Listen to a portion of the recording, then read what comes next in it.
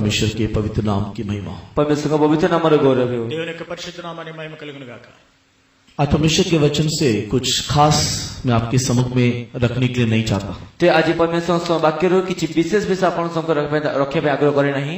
దేవుని యొక్క వాక్యం నుండి ఒక మంచి విషయాన్ని మీ ఎదుట పెట్టాలని నేనేం అనుకోవట్లేదు కానీ एक छोटे से विषय को मैं आज आपके सामने रखूंगा और उस वचन को हम लोग एक 4 दृष्टिकोण में हम लोग उसको ध्यान करेंगे। कोई छोटे वाक्य आपण मन को सम्मुख रखिबे एवं से वाक्य को हम 4 दृष्टिकोण आपण मन को सम्मुख ध्यान करिबा। ఒక చిన్న వాక్యాన్ని మీ ఎదుట పంచుకొని దాన్ని మనము 4 విషయములుగా మన దృష్టికోణాన్ని నిలుపుదాం। कीवर्ड्स के रूप में मैं कोई वचन को ना लेते हुए ते मूल वाक्य स्वरूप कौन से वाक्य न नहीं మరి మూల వాక్యముగా ఏ వాక్యము తీసుకోనకుండా शायद हो सकता है कि परमेश्वर के वचन को सुनने के बाद आपको लगेगा कि इसमें कुछ भी नहीं था। तो ही पर आपण परमेश्वर वाक्य सुनले पर आपण लागिबो जे एते किछि नथिला बोली। ఈ వాక్యం విన్న తర్వాత ఈ వాక్యములో ఏమీ లేదని మీరు అనుకోవచ్చు। इसी के लिए एक वचन मैं आपको याद दिलाना चाहूंगा जो हमारे सब्जेक्ट से बाहर है, अलग है, बिल्कुल भी कोई ताल्लुकात या कोई संबंध नहीं है। सेति मध्ये गोटे वाक्य म आपण परमेश्वर वाक्य देबे जो से कि आमनका विश्ववस्तु सब कोनसी मध्ये संबंध नहीं। మరి నేను ఒక వాక్యాన్ని మీకు చెప్తాను అది ఏదైతే మన సబ్జెక్ట్ కి మరి ఏమీ సంబంధం లేదు। यद्यपि वो सब्जेक्ट के साथ रिलेशन नहीं रखता है तो भी हमारे लिए वो अच्छा है पढ़ने से। तेबे यद्यपि ता आमनका विश्ववस्तु सब कोनसी रीति रे मध्ये संपर्क न रखे तथापि मध्ये ता पढिबा उत्तम अटे। మరి మన యొక్క సబ్జెక్ట్ తోనే ఆ యొక్క వాక్యంకి ఎటువంటి సంబంధం లేనప్పటికీ కూడా మనం ఆ వాక్యం చదవడం అవసరమైనది। कृपा करके पढ़ेंगे 1 Corinthians chapter 1 and verse 21। दयाकरी पढिबा प्रथम कोरिन्थ प्रथम अध्याय 21 पद। మొదటి కొరింథీ 1వ అధ్యాయము 21వ వచనము। 1 Corinthians पहला अध्याय 21 वचन। प्रथम कोरिन्थ प्रथम अध्याय 21 पद। మొదటి కొరింథీ 1వ అధ్యాయం 21వ వచనము। क्योंकि जब परमेश्वर के ज्ञान के अनुसार संसार ने ज्ञान से परमेश्वर को न जाना तो परमेश्वर को यह अच्छा लगा कि इस प्रचार की मूर्खता के द्वारा विश्वास करने वालों को उबार दे। कारण ईश्वर को ज्ञान प्रकाशित होइतिले ହିଁ जगत निज ज्ञान द्वारा ईश्वर को न जानिबारी प्रत्याहित प्रस्तावର मूर्खता द्वारा विश्वास मन को परित्राण करिया पई ईश्वर संतुष्ट। यहाँ पर लिखा हुआ है, मैं आखिरी भाग में केवल जोर दे रहा हूँ। तेबे म शेष भाग केवल जोर देउछि जे एटा लेखा दिउछि। ఆ వాక్యంలో రాయబడిన చివరి మాటను నేను ధ్యానించమని చెబుతున్నాను। प्रचार की मूर्खता से, प्रसंगर मूर्खता रे ప్రకటనను వెరితనము ద్వారా प्रचार के मूर्खता से प्रचार मूर्खता द्वारा ప్రకటనను వెరితనము ద్వారా विश्वास करने वालों के लिए विश्वासकारी मान को निमंते నమ్మువారిని परमेश्वर सामर्थ के काम करता है, उद्धार के काम करता है। परमेश्वर सामर्थ्य कार्य करंती बा परित्राण कार्य करंती। దేవుడు శక్తి కార్యములు రక్షించే కార్యములను నెరవేరుస్తాడు। आज भी मैं इसी प्रकार एक मूर्खता की बात बोलने जा रहा हूँ। तो आज मध्ये ए प्रकार गोटे मूर्खतार विषय कहबे जाउछि। ఈ దినమున కూడా ఒక మూర్ఖత అనే మాటను నేను अब చెప్పబోతున్నాను। बड़े बड़े लोगों के साथ उस वचन को तुलना करने के टाइम में, आपके अपने कैलकुलेशन को देखने के टाइम में शायद मैं बोलने वाला वचन आपके लिए मूर्खता होगा। तेबे आपण बड़ बड़ लोक मान को से वाक्य को नै कि प्रश्न कर आलोचना करबा समय होई पारे मु कहतो विषय जे आपण में मूर्खता रूप देखा दोथिबो। మీరు పెద్ద పెద్ద వారితో ఈ వాక్యమును పంచుకొని మాట్లాడినప్పుడు నేను చెప్పిన ఈ వాక్యము ఒక మూర్ఖమైన వాక్యముగా ఉండవచ్చు। केवल उतना ही नहीं, आपके अंदर भी कई प्रकार का कैलकुलेशन होगा कि सतिके ने आपण मान को भीतर भी केते प्रकार हिसाब थिबो। అంతే కాదు కానీ మీలో కూడా చాలా క్యాల్కులేషన్స్ कई प्रकार का रेवलेशन होगा एज ए सीनियर बिलीवर्स। तेबे गोटे उच्च पदधारी से विशेष हेतु सकस आपण मान को मध्ये केते उच्च धरण आलोचना थिबो। आलोचना नहीं, प्रकाशन थिबो। प्रकाशन थिबो। సీనియర్ బిలీవర్స్ ఉన్నారు కూడా వారికి కూడా ఒక ప్రకాశనం ఉంటుంది। उसके सामने मेरा ये वचन शायद एक मूर्खता होगा। होई पारे आपण मान को सम्मुख रे मोर ए वाक्य रे मूर्खता स्वरूप होई पारे। మీ ఎదుట నేను చెప్పే ఈ వాక్యం ఒక మూర్ఖతగా ఉండవచ్చు। कभी कभी मूर्ख प्रचार भी काम कर देता है केबे केबे मूर्ख प्रचार मध्ये कार्य कर देता है। ఒక్కొక్కసారి మూర్ఖముగా చెప్పే వాక్యం కూడా పనిచేస్తూ ఉంటుంది। और इसी के लिए परमेश्वर मेरे सपोर्ट के लिए 1 Corinthians 1:21 लिखा है। सेति मध्ये परमेश्वर मोर सपोर्ट करबा निमंते प्रथम कोरिन्थ प्रथम अध्याय 21 पद लिखि అందుని छथि। నిమిత్తమే నాలాటి వాడి సహాయం చేయ నిమిత్తము మొదటి కొరింథీ 1వ అధ్యాయం ఈ వాక్యం రాయబడి ఉన్నది। आइए इस मूर्ख प्रचार को हम लोग सुनेंगे। आसते ए मूर्ख प्रचार का माने सुनिबा। రండి యొక్క మూర్ఖ ప్రచారాన్ని విందాం। लूक द गॉस्पेल लूका समाचार లూకా సువార్త वर्स चैप्टर 22 22 अध्याय 22వ అధ్యాయం एंड वर्स 36 में एक बात मुझको समझ में नहीं आया। तर 36 पद रे गोटे विषय मध्ये जमार बुझा पडला नाही। 36వ వచనం నాకు అర్థం కాలేదు। Luke the gospel chapter 22 and verse 36 में एक विषय मेरे को समझ में नहीं आया। लूका समाचार 22 अध्याय 36 पद रे गोटे विषय मध्ये बुझा पडला नाही। లూకా సువార్త 22వ అధ్యాయం 36వ వచనంలోనే ఒక మాట నాకు అర్థం కాలేదు। हाँ, पढ़ेंगे कृपा करके। చదవండి। दयచేసి पढिबा। उसने हमसे कहा परंतु जब जिसके पास बटुआ हो वह उसे ले और वैसे ही झोली में भी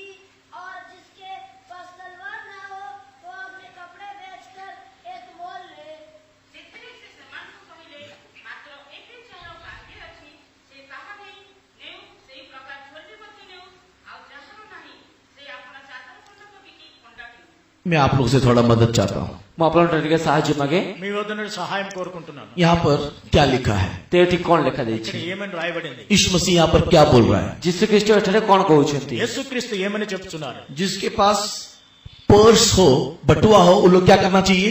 ଯାହାଙ୍କ ପାଖରେ ସେ ବଟୁଆ ବା ସେ ଗାଞ୍ଜିଆ ଅଛି ସେମାନେ କଣ କରିବା ଆବଶ୍ୟକ? ఎవరి వద్ద అయితే సంచి ఉన్నదో జాలి ఉన్నదో వారు ఏమి చేయాలి? क्या लिखा हुआ है? କଣ ଲେଖା ଯାଇଛି? ఏమి రాయబడి ఉన్నది? जिनके पास पर्स है, ଯାହାଙ୍କ ପାଖରେ ଗାଞ୍ଜିଆ ଅଛି, ఎవరి వద్ద అయితే సంచి ఉన్నదో, हाँ, जिसके पास थैली है, ଯାହାଙ୍କ ପାଖରେ ଝୁଲା ଅଛି, ఎవరిదైతే జాలి ఉన్నదో वो उसको लेकर के चलना। ସେ ତାକୁ ନେଇକି ଚାଲୁ। అది మీరు దాన్ని తీసుకొని పోవాలి. लिखा है कि नहीं लिखा है? ଲେଖା ହେଇଛି କି ନାହିଁ? రాయబడిందా లేదా? हाँ कि नहीं? ହଁ କି ନାହିଁ? ये बात मेरे को समझ में नहीं आया। এই ବିଷୟ ମୋତେ ବୁଝା ପଡିଲା ఈ ନାହିଁ। విషయం నాకు అర్థం కాలేదు. सेकेंडली, ଦ୍ୱିତୀୟତଃ, రెండవదిగా जिसके पास तलवार नहीं है, ଯାହାଙ୍କ ପାଖରେ ଖଡ୍ଗ ନାହିଁ, ఎవరి వద్ద అయితే కత్తి లేదో कैसे खरीदने के लिए बोला କି ପ୍ରକାର କିଣିବା ପାଇଁ କହିଲେ? ఏ విధముగా కొనుక్కోమని చెప్పాడు ఆయన? है? अपना कपड़ा बेच के तलवार खरीदना। ନିଜର ପୋଷାକ ବା ନିଜ ଚାଦର ବିକିକି ସେ ଖଣ୍ଡା କିଣିବାର తన ଅଛି। బట్టను అమ్మి కత్తి కొనుక్కునేవాళ్ళు. ये तो मेरे को बिल्कुल भी समझ में नहीं आया। ଏ ତ ମୋତେ ଜମାରୁ ବୁଝା ପଡିଲା ఇది ନାହିଁ। కూడా నాకు అసలు అర్థం కాలేదు. क्यों? କଣ ପାଇଁ? ఎందు నిమిత్తము? क्यों समझ में नहीं आया? କଣ ପାଇଁ ବୁଝା ପଡିଲା ఎందుకు ନାହିଁ? అర్థం కాలేదు? क्योंकि ଯେହେତୁ କି ఎందుకనగా मैथ्यू गॉस्पेल ମାଥିକ ସୁସମାଚାର మత్తయి సువార్త चैप्टर 10 10 ଅଧ୍ୟାୟ 10వ అధ్యాయము वर्स 10 ତାର 10 ପଦରେ 10వ వచనము प्रभु यीशु मसीह ने सेवा के आरंभ में कहा, ପ୍ରଭୁ ଯୀଶୁଖ୍ରୀଷ୍ଟ ସେବା କାର୍ଯ୍ୟ ଆରମ୍ଭରେ ହିଁ କହିଲେ, ప్రభువైన యేసుక్రీస్తు తన సేవా కార్యక్రమం ఆరంభంలో చెప్పి ఉన్నారు, यात्रा में जाने के टाइम में, ଯାତ୍ରାରେ ଯିବା ସମୟରେ, మీరు ప్రయాణం చేసే సమయంలో, सेवा में आगे बढ़ने के टाइम में, ସେବାରେ ଆଗକୁ ବଢିବା ସମୟରେ సేవలో ముందుకు కొనసాగే సమయంలో तो कोई पर्स लेकर के नहीं जाना, ତେବେ କେହି ମଧ୍ୟ ପର୍ସ ନେଇକି ଯିବାର ନାହିଁ, ఎవరు కూడా తన సంచిని తీసుకుని వెళ్ళకూడదు. कोई उस थैली को लेकर के नहीं जाना, କେହି ଝୋଲି ନେଇକି ଯିବାର ନାହିଁ, ఎవరు కూడా తన జాలినైనా తీసుకొనకూడదు. कोई जाकर के अपना कपड़ा लेकर के नहीं जाना। କେହି ନିଜର ଅଙ୍ଗରଖା ନେଇକି ଯିବାର ନାହିଁ। ఎవరు తమ అంగీలను తీసుకొనకూడదు. देखो पढ़ के देखो है कि नहीं, ये केवल उड़िया भाषा में पढ़ो। ଓଡ଼ିଆ ଭାଷାରେ ପଢି ଦେଖିବା। ଓଡ଼ିଆలో ଚదవండి. ଆଉ ଯାତ୍ରା ନିମନ୍ତେ ଝୋଲି କିମ୍ବା ଦୁଇଟି ଅଙ୍ଗରଖା ଅବା ଜୋତା କିମ୍ବା ବାଡ଼ି ଆୟୋଜନ କର ନାହିଁ। परमेश्वर के नाम की महिमा होवे। ପରମେଶ୍ୱର ନାମରେ ଗୌରବ ହେଉ। దేవుని యొక్క పరిశుద్ధనామాన్ని మహిమ यात्रा के लिए क्या क्या नहीं लेना? ଯାତ୍ରା ପାଇଁ କଣ କଣ ନେବାର ନାହିଁ? మీరు ప్రయాణంలో వెళ్ళినప్పుడు ఏం తీసుకొనకూడదు? पर्स थैली नहीं लेना, ତେବେ ପର୍ସ ବା ଝୋଲି ନେବାର ନାହିଁ, సంచి జాల తీసుకొనకూడదు. कपड़ा भी लेकर के नहीं जाना। ଅଙ୍ଗରଖା ବା ପୋଷାକ ମଧ୍ୟ ନେଇକି ଯିବାର అంగీలు ନାହିଁ। తీసుకొనకూడదు. लूक 22:36 में क्या पढ़ा? ଲୁକୋସ ସମାଚାର 22 ଅଧ୍ୟାୟ 36 ପଦରେ ଆମେ କଣ ପଢିଲୁ? లూకాసు వార్త 22:36 లో ఏమని చదివాం? थैली होने से साथ में लेके जाओ, ତେବେ ଝୋଲି ଥିଲେ ସାଙ୍ଗରେ ନେଇକି ଯାଅ, నీవు జాలి ఉన్నట్లయితే తీసుకుని వెళ్ళు, तलवार नहीं होने से खरीद लो। ते ଖଡ୍ଗ ନଥିଲେ ତା କିଣି ନିଅ। కత్తి లేనట్లయితే కొనుక్కొని अभी వెళ్ళు. दोनों को पढ़ने से कंफ्यूजन हो गए। ଏବେ ଦୁଇଟି ଯାକ ବାକ୍ୟ ପଢିଲେ ଗୋଟେ ଦ୍ୱନ୍ଦ୍ୱତା ଆସିବ କି ఈ ନାହିଁ? రెండు చదివినప్పుడు మనకి సందేహం ఏర్పడుతుంది. परमेश्वर के नाम की महिमा होवे। ପରମେଶ୍ୱର ନାମରେ ଗୌରବ దేవుని ହେଉ। యొక్క పరిశుద్ధనామాన్ని మహిమ इसी के लिए मैं भी कंफ्यूज हूँ। ସେଥିନିମନ୍ତେ ମୁଁ ମଧ୍ୟ ଦ୍ୱନ୍ଦ୍ୱରେ ପଡିଛି। అందుకే నాకు కూడా మరి సందేహం इसी के लिए प्रचार मूर्ख प्रचार हो सकता है, ସେଥିନିମନ୍ତେ ପ୍ରଚାରଟି ମୂର୍ଖ ପ୍ରଚାର ହେଇପାରେ। అందు నిమిత్తం ఇది మూర్ఖమైన ప్రకటన కావచ్చు. लेकिन पता नहीं शायद ये मूर्ख प्रचार भी किसी के अंदर काम कर जाए, ଜଣା ନାହିଁ ଏ ମୂର୍ଖ ପ୍ରଚାର କାହା ଭିତରେ କାର୍ଯ୍ୟ କରିଯାଉ, ఈ మూర్ఖతరమైన సువార్త ఎవరినైనా పని చేయబడదు. या फिर मेरे अंदर काम कर जाए, आप लोग के अंदर ना करे। ନଚେତ ଆପଣ ମଧ୍ୟ କାର୍ଯ୍ୟ ନ କଲେ ମୋ ଭିତରେ କାର୍ଯ୍ୟ କରିଯାଉ। మీ మధ్య పని చేయనప్పుడు నాలో పని చేయొచ్చు. परमेश्वर के नाम की महिमा होवे। ପରମେଶ୍ୱର ନାମର ଗୌରବ ହେଉ। దేవుని యొక్క పరిశుద్ధనామాన్ని మహిమ बिकॉज टाइम फ्रेम हमारे पास बहुत कम होने के कारण ଯେତିକି ସମୟର ସୀମା ଆମ ଅତି କମ ଥିବା ସକାଶୁ సమయం మనకి తక్కువగా ఉండటం బట్టి मैं इस टोटल विषय को नहीं लेते हुए केवल एक विषय को लेने के लिए आग्रह करता ମୁଁ हूँ। ସମ୍ପୂର୍ଣ୍ଣ ବିଷୟବସ୍ତୁ ନ ନେଇକି ଗୋଟେ ବିଷୟବସ୍ତୁ ନେବା ପାଇଁ ଆଗ୍ରହ କରେ। సంపూర్ణమైన విషయాన్ని తీసుకొనక ఒక్క విషయాన్ని నేను చూస్తాను. परमेश्वर यहाँ पर बोल रहा है, कपड़ा बेच के तलवार खरीदो। आज मैं तलवार के संबंध में कुछ बातें बोलने के लिए आग्रह करता हूँ। ते परमेश्वर କହୁଛୁ ଯେ ତୁମେ ନିଜ ଚାଦର ବା ନିଜ ପୋଷାକ ବିକି ସେ ଖଣ୍ଡା କିଣ, ସେ ଖଣ୍ଡା ବିଷୟ କିଛି କହିବା ପାଇଁ ଆଗ୍ରହ କରେ। దేవుడు అంటున్నాడు అక్కడ నీ వస్త్రములను అమ్మి కత్తి కొనుక్కో అంటున్నాడు. ఆ విషయాన్ని చెప్పబోతున్నాను. उसके ऊपर के विषय जो लिखा हुआ है पर्स और थैली जो लेकर के जाना है, मैं इसको स्किप कर रहा हूँ। ତେବେ ତା ଉପର ବାକ୍ୟ ଯୋଉ ଲେଖା ଯିଏ ଅଛି ସେ ପର୍ସ କିମ୍ବା ଝୋଲି ଯୋଉ ନେଇକି ଯିବାର ଅଛି ତାକୁ ମୁଁ ଛାଡି ଦଉଛି। మీ సంచి మీ జాల తీసుకుని వెళ్ళండి. ఆ విషయాన్ని నేను విడిచిపెట్టాను. परमेश्वर के नाम की महिमा होवे। ପରମେଶ୍ୱର ନାମର ଗୌରବ ହେଉ। దేవుని యొక్క పరిశుద్ధనామాన్ని మహిమ तो కలుగును. आज हम लोग सॉर्ड नहीं तो तलवार के विषय में कुछ बातें पढ़ करके देखेंगे। ତେବେ ଆଜି ଆମମାନେ ସେ ଖଡ୍ଗ ବିଷୟ କିଛି ବିଷୟ ଧ୍ୟାନ କରି ଦେଖିବା। ఈ దినమున కత్తి విషయంలోనే మనం కొన్ని విషయాలు ధ్యానిద్దాం. यहाँ पर प्रभु यीशु मसीह बोल रहा है ଏଠାରେ ପ୍ରଭୁ ଯୀଶୁଖ୍ରୀଷ୍ଟ କହୁଛନ୍ତି ప్రభువైన యేసుక్రీస్తు చెబుతూ ఉన్నారు, कि जिसके पास तलवार नहीं है वो भी तलवार खरीदना चाहिए। ତେବେ ଯାହା ପାଖରେ ଖଡ୍ଗ ନାହିଁ ସେ ଖଡ୍ଗ କିଣିବାର ଅଛି। ఎవరి వద్ద అయితే కత్తి లేదో వాడు కత్తి కొనుక్కొనవలెను. ये वही प्रभु यीशु मसीह ଏ है ସେଇ ପ୍ରଭୁ ଯୀଶୁଖ୍ରୀଷ୍ଟ ଅଟନ୍ତି। ఆ ప్రభువే जो बाद में बोलने वाला है, ଯେ କି ପରେ କହିବା ପାଇଁ ଯାଉଛନ୍ତି, తర్వాత చెప్తూ ఉన్నారు, जो तलवार से मारेगा वो तलवार से मरेगा। ଯେ ଖଡଗ ଦ୍ୱାରା ଘାତ କରିବ ସେ ଖଡଗ ଦ୍ୱାରା ଘାତ କରାଯିବ। మరి కత్తి వలన ఎవరైతే దూస్తాడో ఆ కత్తి వలన వాడు నాశనం చెందుతాడు. मैथ्यू चैप्टर 26 ମାସିକ ସମାଜ 26 ଅଧ୍ୟାୟ మత్తయి సువార్త 26వ అధ్యాయం वर्स 52 पढ़ने के टाइम में, 52 పద పడిన సమୟରେ 52వ వచనం చూసినట్లయితే मैथ्यू गॉस्पेल चैप्टर 26 वर्स 52 पढ़ने के टाइम में ମାସିକ ସମାଜ 26 ଅଧ୍ୟାୟ ତାର 52 ପଦ ପଡ଼ିବା ସମୟରେ మత్తయి సువార్త 26వ అధ్యాయం 52వ వచనం చూసినట్లయితే यीशु मसीह ने पतरस को देख करके कहा, क्योंकि पतरस ने उस तलवार को लेकर के महायाजक के दास को काट दिया, कान को काट दिया, इस कारण से प्रभु यीशु मसीह पतरस को बोल रहा है, ଯେବେ ଯେହେତୁ କି ପିତର ସେ ଖଡଗ ନେଇକି ମହାଯାଜକଙ୍କ ଦାସର କାନ କାଟିଦେଲେ, ସେଥିପାଇଁ ପ୍ରଭୁ ଯୀଶୁ ଖ୍ରୀଷ୍ଟ ତାଙ୍କୁ କହିଲେ, మరి పేతురు అక్కడ చూసినట్లయితే కత్తి దూసి ప్రధాన యాజకుని దాసుని కొట్టి వాని చెవి తెగనరికని గనక యేసు ప్రభు అక్కడ ఆ విషయాన్ని अभी पढ़ने के लिए समय नहीं है, 52 वचन में लिखा है, ସେ ପଢିବା ପାଇଁ ସମୟ ନାହିଁ, 52 ପଦ ଲେଖା ଦେଇଛି, 52వ వచనంలో రాయబడి ఉన్నది, अपने तलवार को अंदर रख, ନିଜ ଖଡଗ ଖାପରେ ରଖ, నీ కత్తి వరలో తిరిగి పెట్టుము, जो तलवार से मारेगा वो तलवार से मरेगा। ଯେ ଖଡଗ ଘାତ କରିବ ସେ ଖଡଗରେ ଘାତ କରାଯିବ। కత్తి పట్టుకుని వారందరూ కత్తి చేతనే నశించురు. इसी के लिए मेरे को दोबारा कंफ्यूजन आ रहा है, ସେଥିମଧ୍ୟ ମୋ ଦ୍ୱିତୀୟ ଥର ଗୋଟେ ଦ୍ୱନ୍ଦ୍ୱ ଆସିଲା। అందుకని రెండవసారి నాకు సందేహం ఏర్పడింది. कपड़ा बेच के तलवार खरीदने के लिए बोलने वाले यीशु, ତେବେ ସେ ଖଡଗ ଚାଦର ବିକିକି ଖଡଗ କିଣିବା ପାଇଁ କହୁଥିବା ଯୀଶୁ, వస్త్రంలోని అమ్మి కత్తి తీసుకోవాలని చెప్పిన యేసు, कपड़ा बेच करके तलवार खरीदो करके बोलने वाले यीशु, ସେ ନିଜ ଚାଦର ବିକିକି ବା ନିଜ ପୋଷାକ ବିକି ଖଡଗ କିଣ ବୋଲି କହୁଥିବା ଯୀଶୁ, మీ వస్త్రంలో నమ్ముకొని కత్తిని కొనుక్కోవాలని చెప్పిన యేసుక్రీస్తు तलवार को इस्तेमाल करने से बोल रहा है, तलवार से मारने वाला तलवार से मरेगा। ତେବେ ଖଡଗକୁ ବ୍ୟବହାର କରିବା ସମୟ କହୁଛନ୍ତି ଯେ ଖଡଗ ଦ୍ୱାରା ମାରିବ ସେ ଖଡଗ ଦ୍ୱାରା ମରାଯିବ। ఆ కత్తిని ఉపయోగించే సమయంలోని ఆ కత్తిని వరలో పెట్టుము, కత్తి ఎవరైతే तलवार खरीदो करके बोलने के समय में ସେ ଖଡଗ କିଣ ବୋଲି କହିବା ସମୟରେ కత్తి తీసుకోవాలి కొనుక్కోవాలని చెప్పినప్పుడు 38 वचन में शिष्यों में से किसी ने आकर के यीशु को कहा, 38 ପଦରେ ଶିଷ୍ୟମାନଙ୍କ ମଧ୍ୟରୁ କେହି ଜଣ ଯୀଶୁଙ୍କୁ କହିଲେ, 38వ వచనంలో మరి శిష్యులు కొంతమంది Yesukristu Luke the gospel chapter 22 verse 38 में यीशु मसीह ने कहा, ଲୁକ ସମାଚାର 22 ଅଧ୍ୟାୟ 38 ପଦରେ ଶିଷ୍ୟମାନେ ଯୀଶୁଙ୍କୁ କହିଲେ, మత్తయి లూకా लूक चैप्टर 22 वर्स 38 में यीशु मसीह बोल रहा है, लूक सॉरी समाचार- शिष्य बोल रहा है, ଲୁକ ସମାଚାର 22 ଅଧ୍ୟାୟ 38 ପଦରେ ଶିଷ୍ୟମାନେ କହୁଛନ୍ତି, లూకా సువార్త 22వ అధ్యాయం 38వ వచనంలో శిష్యులు ఈ విధంగా చెప్తూ, प्रभु हमारे पास तो 2 तलवार है। ପ୍ରଭୁ ଆମମାନଙ୍କ ପାଖରେ 2ଟି ଖଣ୍ଡା ଅଛି। ప్రభు ఇదిగో ఇక్కడ 2 కత్తులు ఉన్నావనగా यीशु मसीह ने बड़े ज्ञान से, बड़े बुद्धि से वहां पर बोला, इट इज इनफ। ତେବେ ଯୀଶୁ ଖ୍ରୀଷ୍ଟ ବଡ ଜ୍ଞାନରେ ବଡ ବୁଦ୍ଧି ସହ କହିଲେ ଯଥେଷ୍ଟ ଅଛି। యేసుక్రీస్తు అక్కడ చాలా బుద్ధితో జ్ఞానంతో చెప్పిన చాలును అనెను. यीशु मसीह व्यर्थ में कोई बात बोलता नहीं। ଯୀଶୁ ଖ୍ରୀଷ୍ଟ ତ ବ୍ୟର୍ଥରେ କୌଣସି ବିଷୟ କହନ୍ତି ନାହିଁ। యేసుక్రీస్తు వ్యర్థముగా ఒక్క మాట అయినా పలకరు. अगर आप यीशु मसीह की सेवा को देखोगे, ଯଦି ଆପଣ ଯୀଶୁ ଖ୍ରୀଷ୍ଟଙ୍କ ସେବା କାର୍ଯ୍ୟକୁ ଦେଖିବେ, యేసుక్రీస్తు యొక్క సేవా కార్యక్రమాన్ని చూసినట్లయితే चलेगा, चला लेंगे, चलता है, ऐसा कोई डायलॉग यीशु मसीह ने कभी नहीं कहा। ତେବେ ଚଳିବ, ଚଳେଇଦେବା, ଚଳୁଛି ଏ ପ୍ରକାର କୌଣସି ମଧ୍ୟ ଡାଇଲଗ ଯୀଶୁ ଖ୍ରୀଷ୍ଟ କହିଲେ ନାହିଁ। పర్వాలేదు నడుస్తుంది నడవబోతుంది అని ఇటువంటి సేవా కార్యక్రమం ఎప్పుడు చెప్పలేదు. उदाहरण के तौर में एक जवान व्यक्ति यीशु के पास आया, ଉଦାହରଣ ସ୍ୱରୂପ ଯୋଉ ଯୁବା ବ୍ୟକ୍ତି ଯୀଶୁ ପାଖକୁ ଆସିଲେ, ఉదాహరణ పూర్వకంగా ఒక యవనస్తుడు యేసుక్రీస్తు వద్దకు వచ్చారు. यीशु मसीह के पास आकर के आग्रह जताया, ଯୀଶୁ ଖ୍ରୀଷ୍ଟ ପାଖକୁ ଆସି ନିଜ ଆଗ୍ରହକୁ ସେ ଜଣାଇଲେ, ఆయన యేసుక్రీస్తు వద్దకు వచ్చి తన యొక్క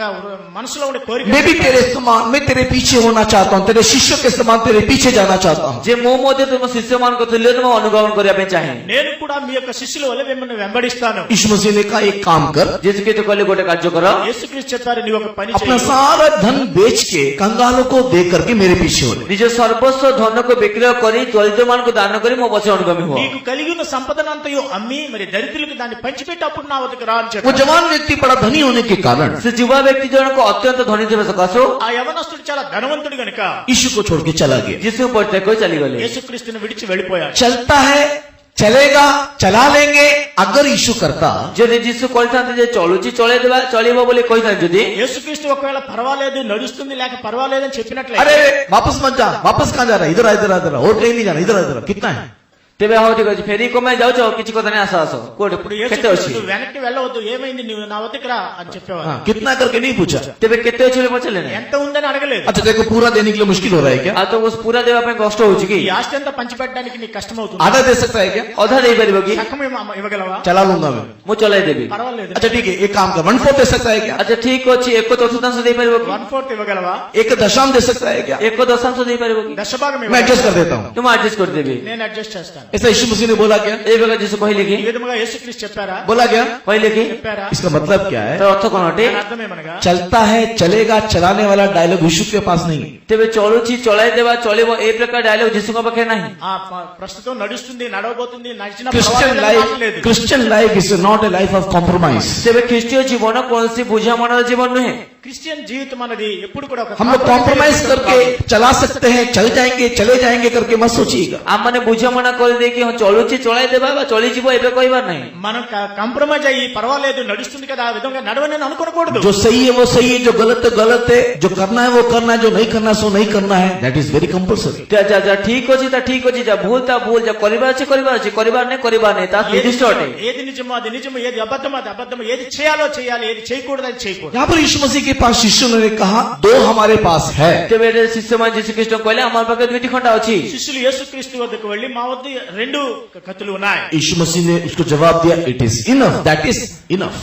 जीसु ख्रीष्ट उत्तर देले यथेष्ट अछि माने यथेष्ट होला। యేసుక్రీస్తు చెప్పారు సరిపో ఆ విధంగా तो that means two sword is enough. तार अर्थ दुईटी खड्ग आम्मा यथेष्ट अटे। అంటే 2 కత్తులు చాలును. हमारे लिए 2 तलवार काफी है। आम्मानको पई दुईटी खड्ग यथेष्ट अटे। మన నిమిత్తము 2 కత్తులు సరిపోతాయి. बट कंफ्यूजन यहाँ पर यह है किंतु द्वंद्वता एथि निमंते आसुछि। ఇక్కడ ఏర్పడిన సందేహం ఏమనగా व्हाई दिस सॉर्ड, तेबे खड्ग कोन पई? అసలు ఈ కత్తి ఎందుకు, कैसे काम करने के लिए, ते कि प्रकार कार्य करबा पई? ఎటువంటి పని చేయని, किस प्रकार के सॉर्ड के बारे में यीशु मसीह बोल रहा है। तेबे केन प्रकार खड्ग विषय जीसु ख्रीष्ट कहउछन्ति। ఏ కత్తి విషయంలోని యేసుక్రీస్తు చెప్పి ఉన్నారు. इसी के लिए परमेश्वर के प्रिय लोगों, सत्यमंत परमेश्वर बिलक माने అందునిమిత్తమే ప్రియమైన దేవుని బిడ్డలారా, हम लोग परमेश्वर के वचन को पढ़ने के टाइम में आमाने परमेश्वर वाक्य पढ़िया समय रे మనం దేవుని యొక్క వాక్యం చదివే సమయంలో आत्मा में होते हुए नहीं पढ़ने से, आत्मा थाई कि न पढ़िले, ఆత్మపూర్వకంగా చదవనట్లయితే, आत्मा में उस बात को समझने की कोशिश नहीं करने से, ते आत्मा से विषय बुझे चेष्टा न करिले, ఆత్మ ద్వారా దాన్ని అర్థం చేసుకోవడానికి ప్రయత్నం చేయనట్లయితే 2 पीटर 3:16 हो जाएगा। द्वितीय पीतर 3:16 पद हिजिब।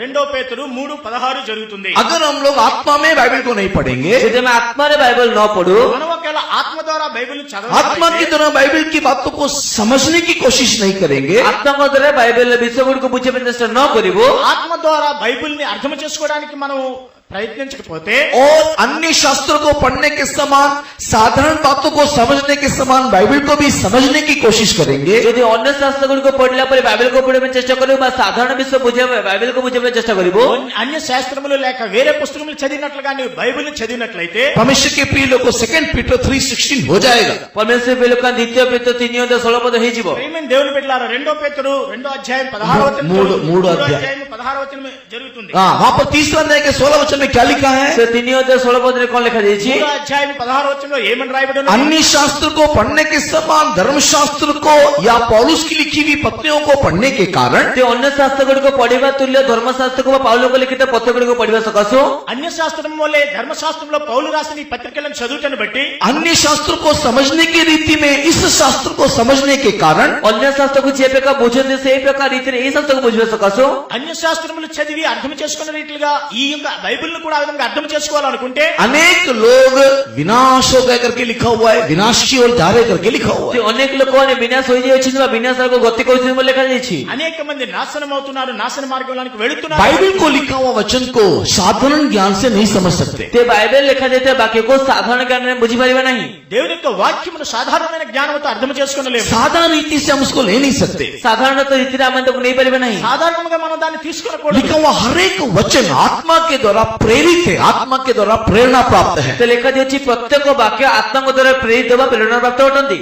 ప్రతి ఒక్క వాక్యము కూడా ఆత్మ ద్వారా ప్రేరేపణ ద్వారా రాయబడి ఉన్నది. परमेश्वर के नाम की महिमा होवे। परमेश्वर नाम गौरव है। దేవుని యొక్క పరిశుద్ధ నామాన్ని మహిమ కలుగు. लेकिन उस आत्मा के द्वारा प्रेरणा किए हुए बातों में किसी आत्मा को द्वारा प्रेरणा करे जाते विषय रे ఆత్మ ద్వారా ప్రేరేపించబడి రాయబడిన వాక్యము एक एक चीज हमारे आत्मिक उन्नति के लिए दिया गया है। ते गोटे गोटे विषय आमाका आत्मिक उन्नति निमित्त दिया जायछि। ఒక్కొక్క విషయము మన ఆత్మీయ ఉన్నతి నిమిత్తం ఇవ్వబడి ఉన్నది. अदरवाइज नचेत అంతేకాకుండా जॉन द गॉस्पेल चैप्टर 21 पढ़ के देखो। जोलित समाचार 21 अध्याय पढ़ी देखंतु। యోహాను సువార్త 21వ అధ్యాయం जॉन द गॉस्पेल चैप्टर 21 पढ़ करके देखो। जोलित समाचार 21 अध्याय पढ़ी देखंतु। యోహాను సువార్త 21వ అధ్యాయం చూచినట్లయితే इन 25th वर्स 25 वचन लास्ट वर्स में लिखा है, तार शेष पद 25 पद लिखा जायछि। చివరి వచనం 25వ వచనంలో రాయబడి ఉన్నది. और भी बहुत सारी बातें हैं जो किताब में लिखा जाना था।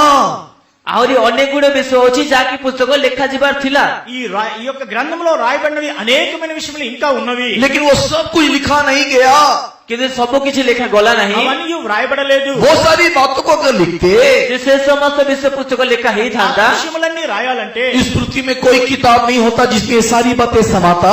ତେବେ ପୃଥିବୀରେ ଏପରି କୌଣସି పుస్తକ ନଥାନ୍ତା ଯେଉଁଥିରେ କି ଏ ସମସ୍ତ ବିଷୟ ହୁଅନ୍ତା అన్ని విషయములు రాయటానికి సరిపడే పుస్తకం ఈ లోకములో లేదు. ऐसा होने से ଯଦି ଏ ପ୍ରକାର ହୁଏ ఏ విధముగా అయినట్లయితే बहुत सारे चीजों को नहीं लिखा, ଅନେକ ଗୁଡ଼ିଏ ବିଷୟକୁ ଲେଖାଗଲା ନାହିଁ అనేకమైన విషయములు రాయబడలేదు. खास खास बातों को लिखा। ବିଶେଷ ବିଶେଷ ବିଷୟକୁ ଲେଖାଗଲା విశేషమైన కార్యములే तो రాయబడలేదు. बाइबल में लिखा हुआ एक एक विषय बहुत ही इंपॉर्टेंट है, बहुत ही खास है और हमें समझना है कि वो क्या है। ସେଥିପାଇଁ ବାଇବେଲ ଲେଖାଯାଏ ତ ଗୋଟେ ଗୋଟେ ବିଷୟବସ୍ତୁ ବହୁତ ବିଶେଷ ବହୁତ ଖାସ ଅଟେ ସେଥିପାଇଁ ଆମକୁ ବୁଝିବାର ଅଛି ଯେ ତା କଣ ଅଟେ ఈ యొక్క వాక్యంలో రాయబడినది చాలా ఇంపార్టెంట్ అయినవి, చాలా అవసరమైన కనుక దాన్ని ఏ విధంగా అర్థం చేసుకోవాలో మనం ప్రయత్నించాలి. परमेश्वर के बहुत नाम की महिमा होगी। పరమేశ్వర పవిత్ర నామముల గౌరవ దేవుని యొక్క పరిశుద్ధనామాన్ని మహిమ बाइबल में लिखा हुआ एक भी विषय ऐसा ही लिखा है बिना अर्थ का लिखा है करके मत सोचिएगा। ते ବାଇବେଲ ଲେଖାଯାଇଥିବା ଗୋଟେ ମଧ୍ୟ ବିଷୟ ଏ ପ୍ରକାର ବିନା ଅର୍ଥ ଲେଖାଯାଇଛି ବୋଲି ଆପଣ କେବେ ଭାବନ୍ତୁ ନାହିଁ వాక్యములో బైబిల్లో రాయబడిన ఏ మాట కూడా ఇది వ్యర్థంగా రాయబడి ఉందని మనం అనుకోకూడదు. हर चीज अर्थ के साथ लिखा हुआ है। अभी बोलने के लिए सब कुछ, प्रमाण करने के लिए सब कुछ समय नहीं। ते ପ୍ରତ୍ୟେକ ବିଷୟ ଗୋଟେ ଅର୍ଥ ସହ ଲେଖାଯାଇଛି ଏବେ ସବୁ ବିଷୟ ପ୍ରମାଣ କରିବା ପାଇଁ ସମୟ ନାହିଁ ప్రతి ఒక్క వాక్యం కూడా అర్థ సహితములో రాయబడి ఉంది, దాన్ని ప్రమాణం చేయడానికి నాకు సమయం లేదు. अभी यहाँ पर पत्रस को देखने के टाइम में, ତେବେ ଏଠାରେ ପିତରଙ୍କୁ ଦେଖିବା ସମୟରେ మనం పేతురును చూచినట్లయితే, यहाँ पर शिष्य को देखने के टाइम में ଏଠାରେ ଶିଷ୍ୟମାନଙ୍କୁ ଦେଖିବା ସମୟରେ శిష్యుని చూచినట్లయితే यीशु मसीह ने अंतिम समय में कहा हुआ एक वचन को ध्यान दिया। ते ଯୀଶୁଖ୍ରୀଷ୍ଟ ଅନ୍ତିମ ସମୟରେ କହିଥିବା ଗୋଟେ ବାକ୍ୟକୁ ଧ୍ୟାନ ଦିଅନ୍ତୁ యేసుక్రీస్తు చివరి సమయంలో చెప్పే यीशु ने వాక్యాన్ని कहा ధ్యానించండి. अगर तुम्हारे पास तलवार नहीं होने से ଯେହେତु ମାନଙ୍କ ପାଖରେ ଖଡ୍ଗ ନଥାଏ మీ వద్ద కత్తి లేనట్లయితే तुम लोग अपने वस्त्र को बेच करके तलवार खरीदो करके लिखा है। ତୁମମାନେ ନିଜ ଚାଦର ବିକି ବା ନିଜ ବସ୍ତ୍ର ବିକିକି ଖଡ୍ଗ କିଣ ବୋଲି ଲେଖାଯାଇଛି ఈ యొక్క వస్త్రాలను అమ్మి కత్తిని కొనుక్కోవాలని రాయబడి ఉంది. ये कहा हुआ वचन आखिरी दिनों में कहा हुआ वचन है। ଏଇ ଯୋଉ ବାକ୍ୟ କୁହାଯାଇଥିବା ବାକ୍ୟରେ ଶେଷ ଦିନରେ କୁହାଯାଇଥିବା ବାକ୍ୟ ଅଟେ ఈ వాక్యం ఆఖరి దినములలో చెప్పబడిన వాక్యం. यीशु मसीह ने कहा हुआ कई प्रकार का विषय समय के अनुसार हम लोग समझना चाहिए। ସେ ଯୀଶୁଖ୍ରୀଷ୍ଟ କହିଥିବା କେତେ ପ୍ରକାର ବିଷୟକୁ ଆମେ ସମୟ ଅନୁଯାୟୀ ବୁଝିବାର ଅଛି యేసుక్రీస్తు చెప్పిన అనేకమైన వాక్యములు ఆ యొక్క సందర్భమును బట్టి మనం అర్థం परमेश्वर చేసుకోవాలి. के बहुत नाम की महिमा होगी। ପରମେଶ୍ୱର ପବିତ୍ର ନାମର ଗୌରବ ହେଉ। దేవుని యొక్క పరిశుద్ధనామాన్ని जिस మహిమ यीशु ने आरंभ में कहा पर्स ने तो थैली नहीं लेकर के जाना, ଯେଉଁ ଯୀଶୁଖ୍ରୀଷ୍ଟ କି ଆରମ୍ଭରେ କହିଲେ କୌଣସି ଗାଞ୍ଜିଆ ବା କୌଣସି ଝୁଲା ନେଇକି ଯିବାର ନାହିଁ యేసుక్రీస్తు ఆరంభంలోనే చెప్పి ఉన్నారు, నీ యొక్క సంచి గాని నీ జాలి గాని నీవుతో अभी वही यीशु मसीह बोलता है कि साथ में लेकर के जा। ଏବେ ଯୀଶୁଖ୍ରୀଷ୍ଟ ଏବେ ହିଁ କହୁଛନ୍ତି ତୁମେ ସବୁକୁ ସାଙ୍ଗରେ ନେଇକି ଯାଅ ఇప్పుడు యేసుక్రీస్తు చెప్తున్నారు, దాన్ని మీరు తీసుకుని वो వెళ్ళండి. टाइम डिफरेंस के अनुसार यीशु मसीह ने कहा हुआ विषय है। ତେବେ ସମୟର ବିରତି ଅନୁଯାୟୀ ଯୀଶୁଖ୍ରୀଷ୍ଟ କହିଥିବା ବିଷୟ ଅଟେ సమయానుకూలమైన పరిస్థితులను బట్టి ఆయన చెప్పే వాక్యమే ఉంది. वहां पर उस समय में नहीं चाहिए था, अभी चाहिए। ତେବେ ସେଠାରେ ସେ ସମୟ ଦରକାର ନଥିଲା କିନ୍ତୁ ଏବେ ଏଠାରେ ଦରକାର ଅଛି అక్కడ ఆ సమయంలో అవసరం లేదు, ఇప్పుడు ఈ సమయంలో అవసరమై ఉన్నది. तो जो चीज पहले मना किया जाता है बाद में वो करने के लिए बोलने से हमको वैसे ही करना है। ତେବେ ଯେଉଁ ବିଷୟ ପୂର୍ବେ ମନା କରାଯାଇଥାଏ ପରେ କହିବା ସମୟରେ ତା କରିବାର ହିଁ ଅଛି యేసుక్రీస్తు ఒక సమయంలో దీన్ని చేయకూడదని చెప్పినప్పుడు ఆయన చెయ్యండి అని చెప్పే సమయంలో మనం చేయాలి. करने के लिए बोलने से करना है, नहीं करने के लिए बोलने से नहीं करना ସେ है। କରିବା ପାଇଁ କହିଲେ କରିବାର ଅଛି କରିବା ପାଇଁ ମନା କଲେ କରିବାର ନାହିଁ చేయమని చెప్పినట్లయితే చేయాలి, చేయకూడదని नहीं। చెప్పినట్లయితే చేయకూడదు. अभी सब्जेक्ट में हम लोग वापस आते ଏବେ ଆମର ବିଷୟବସ୍ତୁ ଫେରିକି ଆସିବା మన యొక్క విషయానికి వద్దాం. हैं। यहाँ पर वस्त्र को बेच करके तलवार को खरीदो। ଏପଟେ ବସ୍ତ୍ରକୁ ବିକିକି ତୁମେ ଖଡ୍ଗ କିଣ వస్త్రములను అమ్మి మీరు కత్తిని కొనుక్కోండి. हाँ, और एक जगह में लिखा है ଆଉ ଗୋଟେ ସ୍ଥାନ ଲେଖାଯାଇଛି ఇంకొక దగ్గర రాయబడి ఉంది, अपने हल को पिघलाओ और तलवार बनाओ। ତେବେ ନିଜର ଲଙ୍ଗଳ ଫାଳକୁ ତୁମେ ତରଳାଅ ଏବଂ ତା ଦେହରୁ ଖଡ୍ଗ ବନାଅ हल हल మీ యొక్క నాగల్ని తీసుకుని వెళ్లి దాన్ని మీరు हाँ, पढ़ेंगे Joel chapter 3 and verse 10 please। ପଢିବା ଜୋଏଲ ପୁସ୍ତକ 3:10 ପଦ యెహోవేలు 3:6 10. Joel chapter 3 verse 10। ଜୋଏଲ ପୁସ୍ତକ 3:10 ପଦ अपने अपने हल्की खाल को पीटकर तलवार और अपने अपनी हथियार को पीटकर बर्छी बनाओ, जो बस बस ତୁମେମାନେ ଆପଣା ଆପଣା ଲୋକର ହାଡ଼ ଭାଙ୍ଗି ଖଡ୍ଗ ପକାଅ ଓ ଆପଣା ଆପଣା ଦା ଭାଙ୍ଗି अपने अपने हल को पिघला करके पीट करके तलवार बनाओ करके बोल रहा है। ଆପଣ ଆପଣ ଲଙ୍ଗଳର ଫାଳକୁ ଭାଙ୍ଗିକି ସେଥିରେ ତୁମେ ପିଟି ପିଟିକି ତୁମେ ଖଡ୍ଗ ବନା ବୋଲି మీ କହୁଛନ୍ତି కరులు చెడగొట్టి ఖడ్గములు చేయండి, మీ కోట కత్తులు చెడగొట్టి ఈటెలు చేయండి. परमेश्वर के नाम की महिमा होगी। ପରମେଶ୍ୱର ନାମର ଗୌରବ ହେଉ దేవుని యొక్క పరిశుద్ధనామాన్ని हल को तोड़ करके, हल को पिघला करके, हल को पीट करके तलवार बनाओ, वस्त्र को बेच करके तलवार खरीदो। ତେବେ ଲଙ୍ଗଳ ଫାଳକୁ ବିକିକି ଲଙ୍ଗଳ ଫାଳକୁ ତରଳାଇ ଖଡ୍ଗ ବନା ତୁମ ବସ୍ତ୍ର ବିକି ତୁମ ଖଡ୍ଗ କିଣ మీ కరులు చెడగొట్టి ఖడ్గములు చేయండి, మీ యొక్క వస్త్రములను నమ్మి కత్తిని కొనండి. यहाँ पर बोलने वाला तलवार बोलने से ଏଠାରେ କୁହାଯାଉଥିବା ଖଡ୍ଗ କହିଲେ ఇక్కడ రాయబడిన ఖడ్గమే एक अक्षरी तलवार नहीं है परमेश्वर की प्रिय लोग। ପରମେଶ୍ୱର ପ୍ରିୟ ଲୋକର କୌଣସି ଆଖିରିକ ଖଡ୍ଗ ନୁହେଁ అక్షరికమైన ఖడ్గం अगर కాదు. ये अक्षरी तलवार होता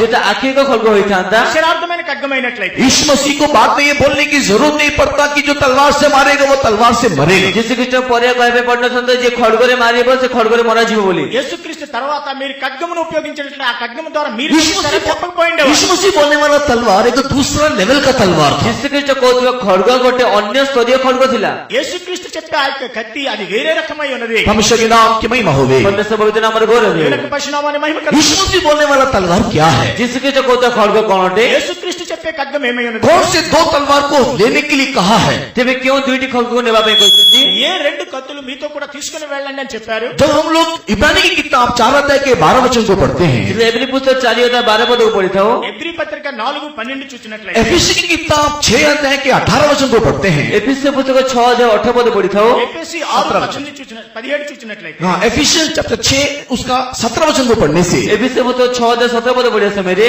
ఎఫెసీ 6:17 చూసినట్లయితే, इन दोनों वचनों को देखने के टाइम में ଏ ଦୁଇଟି ଯାକ ବାକ୍ୟ ଦେଖିବା ସମୟରେ రెండు వచనములు చూచినప్పుడు ये तलवार बोलने से परमेश्वर के वचन को दिखाता है जो आत्मा की तलवार है। ଏ ଖଡଗ କହିଲେ ପରମେଶ୍ୱର ବାକ୍ୟକୁ ଦର୍ଶାଏ ଯାହାକି ଆତ୍ମାଙ୍କର ଖଡଗ ଅଟେ। ఈ యొక్క ఖడ్గం అనగా అది దేవుని వాక్యం ఆత్మ ఖడ్గమై ఉన్నది। हाँ, आत्मा का तलवार अर्थात परमेश्वर का वचन को हाथ में लेना चाहिए। ଏ ଆତ୍ମାଙ୍କର ଖଡଗ ଅର୍ଥାତ ପରମେଶ୍ୱର ବାକ୍ୟକୁ ତୁମେ ହସ୍ତରେ ନେଇକି ବ୍ୟବହାର କରିବା ଆବଶ୍ୟକ ବୋଲି దేవుని ଲେଖାଯାଇଛି। యొక్క వాక్యమును ఆత్మ ఖడ్గమును మీరు ధరించాలి। परमेश्वर के प्रिय लोगों, लोहे का तलवार, सोने का तलवार, स्टील का तलवार, इस प्रकार अलग अलग संसारी तलवार लेने के लिए यीशु मसीह नहीं बोल रहा है। ପରମେଶ୍ୱର ପ୍ରିୟ ଲୋକ କୌଣସି ଲୁହାର ଖଡଗ ବା ସୁନାର ଖଡଗ ବା ରୂପାର ଖଡଗ ବା ଷ୍ଟିଲର ଖଡଗ ଏବେ କୌଣସି ସାଂସାରିକ ଖଡଗ ନେବା ପାଇଁ ପରମେଶ୍ୱର କହୁନାହାନ୍ତି। ఇనుముతో చేసిన కత్తి, బంగారంతో చేసిన కత్తి, వెండితో చేసిన కత్తి గురించి దేవుడు చెప్పడం లేదు। यीशु मसीह बोलने वाला तलवार आत्मा की तलवार बोल रहा है। ଯୀଶୁଖ୍ରୀଷ୍ଟ କହୁଥିବା ଖଡଗ ଆତ୍ମାଙ୍କର ଖଡଗ ବୋଲି କହୁଛନ୍ତି। యేసుక్రీస్తు చెప్తున్నారు ఆత్మ ఖడ్గం విషయంలో आत्मा का तलवार अर्थात परमेश्वर के वचन को तुम लोग लेना चाहिए। ସେ ଆତ୍ମାଙ୍କର ଖଡଗ ଅର୍ଥାତ ପରମେଶ୍ୱର ବାକ୍ୟକୁ ତୁମମାନେ ନେବା ଆବଶ୍ୟକ। ఆత్మ ఖడ్గం అనగా దేవుని యొక్క వాక్యం అని చెప్పబడి ఉన్నది। परमेश्वर का वचन दो धारी तलवार है। ସେ ପରମେଶ୍ୱର ବାକ୍ୟ ଦୁଇଧାରୀ ଖଡଗ ଅଟେ। దేవుని యొక్క వాక్యము రెండంచులు కలిగిన ఖడ్గమై उस ఉన్నది। तलवार को लेकर के हम लोग आगे बढ़ना, वही है प्रभु यीशु मसीह यहाँ पर आग्रह करता है। ତେବେ ସେଇ ଖଡଗକୁ ନେଇକି ଆମେ ଆଗ ବଢିବା ଆବଶ୍ୟକ, ତାହା ହିଁ ପ୍ରଭୁ ଯୀଶୁଖ୍ରୀଷ୍ଟ ଆଗ୍ରହ କରୁଛନ୍ତି। ఆ యొక్క ఖడ్గమును మనతో కూడా తీసుకుని వెళ్ళాలని ఆయన ఇష్టపడుతూ ఉన్నారు। क्योंकि प्रभु भोज की सेवा के बाद होने वाले इस वार्तालाप के मध्य में ଯଦି ପ୍ରଭୁ ସେବାର ପରେ ହେଉଥିବା ଏହି ବାର୍ତ୍ତାଳାପ ମଧ୍ୟରେ ప్రభు యొక్క బల్ల సమయంలోని ఆ తర్వాత ఈ వాక్యాన్ని इस प्रभु भोज के बाद में, नहीं तो आखिरी सफर के बाद में होने वाले इस वार्तालाप में ଏ ପ୍ରଭୁ ଭୋଜ ପରେ ବା ଏ ଶେଷ ଯାତ୍ରା ପରେ ହେଉଥିବା ସେଇ ବାର୍ତ୍ତାଳାପ ମଧ୍ୟରେ ప్రభు యొక్క భోజనము లేక ఆ యొక్క లాస్ట్ ఆయన కూడుకునే దాని విషయంలో చెప్పబడిన ఈ వాక్యమే ఉన్నది। परमेश्वर के प्रिय लोगों, इस समय में यीशु मसीह बोलने वाला तलवार हमको लेना है, क्योंकि अगर ये तलवार नहीं होगा आप यीशु के लिए खड़े नहीं हो पाएंगे। ପରମେଶ୍ୱର ପ୍ରିୟ ଲୋକମାନେ ଏହି ସମୟ ଯୀଶୁଖ୍ରୀଷ୍ଟ କହୁଥିବା ଖଡଗ ଆମକୁ ନେବାର ଅଛି, ଯଦି ନ ନେବା ତେବେ ଆମମାନେ ଆଗକୁ ଠିଆ ହେଇପାରିବା ନାହିଁ। ఈ యొక్క यीशु को पाई ठिया पारिबा यीशु को नहीं। ठिया ହେଇପାରିବା ନାହିଁ। యేసుక్రీస్తు చెప్పే ఈ యొక్క ఖడ్గమును మనతో పాటు తీసుకుని వెళ్ళనట్లయితే యేసుక్రీస్తు నిమిత్తము మనం నిలవలేము। परमेश्वर के नाम की महिमा होगी। ପରମେଶ୍ୱର ପବିତ୍ର ନାମରେ ଗୌରବ ହେଉ। దేవుని యొక్క పరిశునామాన్ని మహిమ కలుగుగాక। प्रकाशित वाक्य की उसके पहले अध्याय को पढ़ने के समय में ପ୍ରକାଶ ଦେବକେ ପ୍ରଥମ ଅଧ୍ୟାୟ ପଢିବା ସମୟରେ ప్రకటన గ్రంథము 1వ అధ్యాయం చూచినట్లయితే प्रकाशित वाक्य के पहला अध्याय को पढ़ने के टाइम में 16 वचन में ये तलवार यीशु के मुंह से निकलने वाला तलवार है। ପ୍ରକାଶ ବାକ୍ୟ ପ୍ରଥମ ଅଧ୍ୟାୟ ପଢିବା ସମୟ 16 ପଦ ଲେଖା ଅଛି, ଏଇ ଯୋଉ ଖଡଗ ଯୀଶୁଙ୍କ ମୁଖରୁ ବାହାରୁଥିବା ଖଡଗ ଅଟେ। యోహాను సువార్త ప్రకటన గ్రంథము 1వ అధ్యాయము 16వ వచనం చూచినట్లయితే ఇది యేసుక్రీస్తు నోటి నుండి బయలుదేరే ఖడ్గం। प्रकाशित वाक्य अध्याय 1 वचन 16 में ये तलवार यीशु के मुंह से निकलने वाला तलवार है। ତେବେ ପ୍ରକାଶ ବାକ୍ୟ ପ୍ରଥମ ଅଧ୍ୟାୟ 16 ପଦରେ ଏଇ ଯୋଉ ଖଡଗ ଯୀଶୁଙ୍କ ମୁଖରୁ ନିର୍ଗତ ହେଉଥିବା ଖଡଗ ଅଟେ। ప్రకటన గ్రంథము 1వ అధ్యాయం 16వ వచనములో యేసుక్రీస్తు నోటి నుండి రెండంచు यीशु मसीह के मुंह से निकलने वाला तलवार, ଯୀଶୁଖ୍ରୀଷ୍ଟଙ୍କ ମୁଖରୁ ନିର୍ଗତ ଖଡଗ, ఆయన నోటి నుండి బయలువెడిన उसके मुंह से निकलने वाला वचन ତାଙ୍କ ମୁଖରୁ ନିର୍ଗତ ବାକ୍ୟ ఆయన నోటి నుండి వెలువడిన వాక్యమే ఉన్నది। हमारे लिए हम लोग लेना चाहिए करके वचन बोल रहा है। ସେ ଆମମାନଙ୍କ ନିମନ୍ତେ ଆମେ ନେବା ଆବଶ୍ୟକ ବୋଲି ବାକ୍ୟରେ କହୁଛି। దాని నిమిత్తము మనం దాన్ని అంగీకరించాలని రాయబడి ఉన్నది। उसको लेने के निमित्त ତାକୁ ନେବା ନିମନ୍ତେ దాన్ని మనం తీసుకునేటప్పుడు भविष्य के प्रिय लोगों चाहिए तो अपने वस्त्र को बेच करके भी हम उसको लेना है करके लिखा ପରମେଶ୍ୱର हुआ है। ପ୍ରିୟ ଲୋକ ଯଦି ହୋଇପାରେ ତେବେ ନିଜ ବସ୍ତ୍ରକୁ ମଧ୍ୟ ବିକି ସେ ଖଡଗ ନେବାର ଅଛି ବୋଲି କହୁଛନ୍ତି। ప్రియమైన దేవుని బిడ్డలారా, మన వస్త్రమును కూడా అమ్మి దాన్ని మనం కొనుక్కోవాలి। हमारे वस्त्र को बेच करके लेने का अर्थ ଆମକୁ ବସ୍ତ୍ରକୁ ବିକି ନେବାର ଅର୍ଥ మన వస్త్రములను అమ్మి తీసుకునేటనగా हमारे स्वयं धार्मिकता को परित्याग करके, ଆମକୁ ସ୍ୱୟଂ ଧାର୍ମିକତାକୁ ପରିତ୍ୟାଗ କରି, మన యొక్క స్వనీతిని విడిచిపెట్టి हमारे स्वयं धार्मिकता को परित्याग करके ଆମକୁ ସ୍ୱୟଂ ଧାର୍ମିକତାକୁ ପରିତ୍ୟାଗ మన କରି యొక్క స్వనీతిని విడిచిపెట్టి हम लोग उस तलवार को खरीद लेना चाहिए। हमें से खड़ग को किनने आवश्यक మనం ఆ ఖడ్గాన్ని కొనుక్కోవాలి. यशायाह की किताब 64 अध्याय को देखने से, जिससे पुस्तक 64 अध्याय को देखिए समय रे, యెషయా గ్రంథము 66వ అధ్యాయం చూచినట్లయితే, यशायाह की किताब 64 को पढ़ के देखने से जिससे पुस्तक 64 अध्याय पर देखिए समय रे, యెషయా గ్రంథము 64వ అధ్యాయం చూచినట్లయితే, हमारी धार्मिकता मेले चित्रों के समान है। अम्मानको धार्मिकता असुचि वस्त्र तुल्य अटे। మా నీతి క్రియలన్నీ కూడా ఆయన దృష్టిలో మురికి గుడ్డ వలె ఉన్నవి. हमारी धार्मिकता हमारे स्वयं की धार्मिकता रूपी मेले चित्र वस्त्र को देख करके वचन को हम लोग ले लेना चाहिए। तेबे अम्मानको जो स्वयं धार्मिकता ता असुचि वस्त्र तुल्य अटे, सेतिमध्ये आमे ताको पवित्र करी वाक्य नै जिबार अछि। మన యొక్క నీతి క్రియలన్నీ మురికి గుడ్డ వలె ఉన్నవి గనుక దాన్ని మనం విడిచిపెట్టి ఆ యొక్క ఖడ్గాన్ని కొనుక్కోవాలి. परमेश्वर के बहुत नाम की महिमा होवे। परमेश्वर पवित्र नाम गौरव हो। దేవుని యొక్క నామాన్ని उस वचन को हम लोग लेने से तेबे से वाक्य का मैंने बदरा, ఆ యొక్క వాక్యమును మనం वो తీసుకున్నట్లయితే वचन हमारे जीवन में अलग अलग रीति से काम करेगा। से वाक्य अम्मानको जीवन में भिन्न भिन्न रीतिरे कार्य करिबो। వాక్యము మన జీవితంలో అనేక విధములుగా పరిచయిస్తూ ఉంటుంది. आज ये तलवार को हम लोग 4 रीति से हमारे लिए काम करते हुए हम लोग देख सकते हैं। आज ये खड्ग को 4 प्रकार रीति अम्मानको मध्ये कार्य करिबा हम देखि परिबा। ఈ దినమున ఈ ఖడ్గము 4 విధములుగా మన జీవితంలో పనిచేయట చూడగలము. अगर हम लोग इस तलवार को हमारे लिए नहीं लेते हैं, यदि अम्माने खड्ग को अम्मानको मध्ये न लेउछु, ఈ ఖడ్గము మన నిమిత్తము తీసుకున్నట్లయితే परमेश्वर के प्रिय लोगों, हम लोग 4 प्रकार के आशीषों से वंचित हो सकते हैं। परमेश्वर प्रकार में 4 प्रकार आशीर्वाद रू वंचित होई परिबा। దేవుని బిడ్డలారా 4 రకములైన ఆశీర్వాదములకు దూరం इसी అవుతాం. के यीशु मसीह बोल रहा है, मैं अभी जा रहा हूँ। ସେଥିପାଇଁ ଯୀଶୁ କହିଲେ କୋସି ଏବେ ତ ମୁଁ ଯାଉଛି। యేసుక్రీస్తు అందుకే చెప్తున్నారు, నేను मैं వెళ్ళుచున్నాను. जाने के बाद में ଯିବା ପରେ నేను వెళ్ళిన తరువాత तुम लोग को इस पृथ्वी में सर्वाइव करना है तो, ତୁମକୁ ପୃଥିବୀରେ ଯଦି ବଞ୍ଚିବାର ଅଛି, మీరు లోకంలో జీవించాలంటే परमेश्वर की मर्जी करना है तो, परमेश्वर इच्छा କରିବାର ଅଛି, దేవుని ତେବେ చిత్తమును परमेश्वर की జరిగించాలంటే, मर्जी में बढ़ना है तो परमेश्वर इच्छा ପଢିବାର ଅଛି, ତେବେ దేవుని చిత్తములో ఎదుగుదల చెందాలంటే वस्त्र बेच करके तलवार खरीद लेना चाहिए। ତେବେ ତୁମମାନେ ବସ୍ତ୍ରକୁ ବିକିକି ଖड्ग କିଣି ନେବାର ఈ ଅଛି। వస్త్రములను నమ్మి ఖడ్గమును कि కొనుక్కోండి. कौन सा तलवार हमको लेने के लिए कहा है? ତେବେ କେଉଁ ଖड्गକୁ ନେବା ପାଇଁ କୁହାଯାଉଛି? ఎటువంటి ఖడ్గమును కొనాలని ये చెప్తున్నారు. तलवार का 4 अलग अलग प्रकार का अनुभव क्या है? ଏ ଖड्ଗର ଭିନ୍ନ ଭିନ୍ନ ପ୍ରକାର ଅନୁଭବଟି କଣ ଅଟେ? ఈ ఖడ్గం యొక్క 4 రకములైన అనుభవములు ఏమై ఉన్నాయి? सबसे पहले इस तलवार के द्वारा हम लोग को उद्धार मिलता है। सर्वप्रथम এই যে খड्ग দ্বারা আমাকে উদ্ধার মিলিଥାଏ। మొట్టమొదటిగా ఈ ఖడ్గము ద్వారా మనకి రక్షణ వస్తుంది. इस तलवार के बिना किसी व्यक्ति को सैल्वेशन तो उद्धार नहीं मिल सकता। ସେ ଖड्ग ବିନା କୌଣସି ମଧ୍ୟ ବ୍ୟକ୍ତିକୁ ପରିଚୟ ମିଳିପାରିବ ఈ ନାହିଁ। ఖడ్గము లేకుండా ఏ వ్యక్తికి కూడా రక్షణ దొరకదు. एक व्यक्ति को उद्धार पाना है तो, ଜଣେ ବ୍ୟକ୍ତିକୁ ଉଦ୍ଧାର ପାଇବାକୁ ହେଲେ, ఒక వ్యక్తి రక్షింపబడాలంటే, एक व्यक्ति को अमरता प्राप्त करना है तो, ଜଣେ ବ୍ୟକ୍ତିକୁ ଅମର୍ତ୍ୟତା ପ୍ରାପ୍ତ କରିବାକୁ ହେଲେ, ఒక వ్యక్తి అమరత్వమును పొందాలంటే, मृत्यु के ऊपर जय पाना है तो, ମୃତ୍ୟୁ ଉପରେ ଜୟ ପାଇବାକୁ ହେଲେ, మృత్యుపై విజయాన్ని పొందాలంటే, नित्य जीवन में प्रवेश करना है तो, ନିତ୍ୟ ଜୀବନରେ ପ୍ରବେଶ କରିବାକୁ ହେଲେ, నిత్య జీవంలో ప్రవేశించాలంటే अदन उद्यान के अंदर दिखाई देने वाला जीवन का वृक्ष दोबारा खाना चाहिए। ଏଦିନ ଭିତରେ ଦେଖାଯାଉଥିବା ଜୀବନର ବୃକ୍ଷକୁ ଦ୍ୱିତୀୟ ଥର ଖାଇବାର ଅଛି। ఏదైనా వనంలో కనబడే ఆ యొక్క జీవ వృక్షము లేక జీవ ఫలం మరలా తినాలి. अदन उद्यान के अंदर ఏదైనా ఉద్యాన ମଧ୍ୟରେ ఏదైనా ఉద్యానం మధ్య परमेश्वर ने 2 वृक्ष को बीच में रखा था। ପରମେଶ୍ୱର ଦୁଇଟି ବୃକ୍ଷକୁ ଏଦିନ ଉଦ୍ୟାନ ମଧ୍ୟ ରଖିଥିଲେ। ఏదైనా వనములోని మధ్యన 2 రకములైన చెట్లను एक तो भले बुरे के ज्ञान वाला वृक्ष, ଗୋଟେ ହଉଛି ସତ ଅସତ ଜ୍ଞାନ ଦେଖେ ఒకటి ବୃକ୍ଷ, మంచి చెడ్డల తెలివినిచ్చే వృక్షము, दूसरा जीवन का वृक्ष। ଦ୍ୱିତୀୟ ହଉଛି ଜୀବନ ଦାୟକ ବୃକ୍ଷ। రెండోది జీవమునిచ్చే వృక్షము. परमेश्वर के नाम की महिमा होवे। ପରମେଶ୍ୱର ନାମର ଗୌରବ ହେଉ। దేవుని యొక్క పరిశుద్ధనామాన్ని మహిమ जीवन के वृक्ष को खा के आदम हुआ ଜୀବନ ଦାୟକ ବୃକ୍ଷ ଫଳ ଖାଇକି ଆଦମ ହବା, జీవ వృక్షం యొక్క ఫలములు తింటూ ఆదాము అవ్వ प्रतिदिन आत्मा में उन लोग बढ़ते हुए दिखाई दे रहे थे। ସେ ପ୍ରତ୍ୟେକ ସମୟରେ ଆତ୍ମାରେ ବୃଦ୍ଧିପାତ ଦେଖାଯାଉଥିଲେ। ప్రతిదినము ఆత్మీయ జీవితంలో అభివృద్ధి చెందుతూ लेकिन చూడాలి. एक दिन शैतान ने आकर के उनको बहका दिया, କିନ୍ତୁ ଗୋଟେ ଶୈତାନ ଆସି ତାକୁ ଭୁଲାଇ ଦେଲା। సాతాను వచ్చి వారికి మోసపరిచింది. मना किए हुए फल को जब उन्होंने खा लिया, ନିଷେଧ କରାଯାଇଥିବା ଫଳକୁ ଯେତେବେଳେ ସେମାନେ ଭୋଜନ କଲେ, నిషేధించబడిన ఫలమును ఎప్పుడైతే తిన్నారో उस समय में परमेश्वर ने उन लोगों को वाटिका से बाहर निकाल दिया। ସେଥିରେ ପରମେଶ୍ୱର ସେମାନଙ୍କୁ ଉଦ୍ୟାନ ମଧ୍ୟରୁ ବାହାରକୁ ବାହାର ఆ କରିଦେଲେ। సమయంలో దేవుడు వారిని ఏదైనా వరం నుండి బయటికి త్రోసివేశాడు. क्यों उन लोगों को अधम वाटिका से बाहर कर दिया? ସେ କଣ ପାଇଁ ସେମାନଙ୍କୁ ଏଦର ଉଦ୍ୟାନରୁ ବାହାରକୁ ବାହାର କରିଦେଲେ? ఎందు నిమిత్తం ఏదైనా వరం నుండి దేవుడు వారిని బయటికి త్రోసివేశాడు. ताकि उन लोग दोबारा जीवन के वृक्ष को नहीं खाना। ଯାହାଦ୍ୱାରା କି ସେମାନେ ଦ୍ୱିତୀୟ ଥର ଜୀବନର ବୃକ୍ଷ ఫଳକୁ ନ ଖାଇବେ। మరలా వారు జీవ ఫలమును తినకుండా ఉండు నిమిత్తము. ये बात हम लोग उत्पत्ति किताब 3 अध्याय 23-24 वचन में पढ़ सकते हैं। ଏ ବିଷୟରେ ଆମେ ଆଦି ପୁସ୍ତକ 3:23-24 ପଦରେ ପଢିପାରିବା। ఆదికాండం 3వ అధ్యాయము 23-24 వచనాల్లో చదవగలము. जेनेसिस चैप्टर 3 वर्स 22, 23, 24 को पढ़ने से ଆଦି ପୁସ୍ତକ 3:23-24-25 ପଦ ପଢିବା ସମୟରେ ఆదికాండం 3వ అధ్యాయం 22, 23, 24 వచనాలు చదివినట్లయితే परमेश्वर के प्रिय लोगों, वहां पर लिखा हुआ है, दोबारा जीवन के वृक्ष के फल को नहीं खाने के निमित्त उन लोगों को वाटिका से बाहर निकाल करके करूब नामक दूत को तलवार हाथ में दिला करके चारों तरफ उसको रक्षा करने के लिए खड़ा किया, नियुक्ति किया करके लिखा हुआ है। ସେ ଲେଖାଯାଇଛି ଏଦର ଉଦ୍ୟାନରୁ ସେମାନଙ୍କୁ ବାହାର କରିଦେବା ପରେ ଦ୍ୱିତୀୟ ଥର ମଣିଷ ଯେ ପ୍ରକାର ସେ ଫଳ ଭୋଜନ ନ କରେ, ସେଥିମାନେ କିରୁବ ନାମକ ଦୂତକୁ ହାତରେ ଖଡ୍ଗ ଦେଖି ଉଦ୍ୟାନ ଚତୁଃପାର୍ଶ୍ୱ ତାକୁ ଜଗାଇଲେ। ఏదైనా వనములోని ఎప్పుడైతే నిషేధించిన ఫలాన్ని వారు తిన్నారో మరలా జీవ వృక్షం యొక్క ఫలమును తినకుండా వారిని బయటికి త్రోసివేసి కెరూబు అనే ఒక దూతను ఖడ్గం ఇచ్చి ఆయన నియమించాడు. वो जीवन का वृक्ष का फल हमको दोबारा नहीं मिलने से जैसे जीवन में मुख्य फल द्वितीय हमको न मिले, ఆ యొక్క జీవవృక్ష ఫలం మనకి మరలా దొరకనట్లయితే हम लोगों को जीवन नहीं है प्रिय लोगों, जब हमें सुखन अमर को जीवन में नहीं, ప్రియులారా మనకి జీవితం లేక हम జీవం लोगों లేదు. को अमरता नहीं है, अमर कर अमर तो नहीं, మనకి అమరత్వం లేదు. हम लोगों को नित्य जीवन नहीं है। अमर कर में नित्य जीवन नहीं। మనకు నిత్య జీవితం లేదు. पहला कोरिन्थी 15 अध्याय को पढ़ने के समय में प्रथम कोरिन्थी 15 अध्याय पढ़े समय रे మొదటి కొరింథీ 15వ అధ్యాయం చూసినట్లయితే हाँ मरण को अमरता ने खा लिया, निगल लिया करके वहां पर प्रेरित पौलुस बोल रहा है। ते मरण को अमर्त्यता भोजन कला गिली पकाले बोल लिखा जाउछि। మరణం అనేది అమరత్వం మింగివేసిందని రాయబడి ఉన్నది. परमेश्वर के नाम की महिमा हो गए। परमेश्वर नाम रे गौरव हो। దేవుని యొక్క పరిశునామాన్ని మహిమ కలుగును గాక. जब हम लोग 54 को पढ़ करके देखते हैं, जितने हमें तारा 15 अध्याय तारा 54 पद पर देखोछु, 15వ అధ్యాయం 54వ వచనం చూసినట్లయితే 15 अध्याय के 54 वचन 54 को पढ़ के देखने के समय में 15 अध्याय 54 पद पर देखे समय रे 54వ వచనం మనం చూసినట్లయితే नाश को अविनाश ने निगल लिया, तेबे क्षय को अक्षय गिली पकाइला, ఈ యొక్క మత్స్యమైనది అమర్త్యతను ధరించుకున్నది.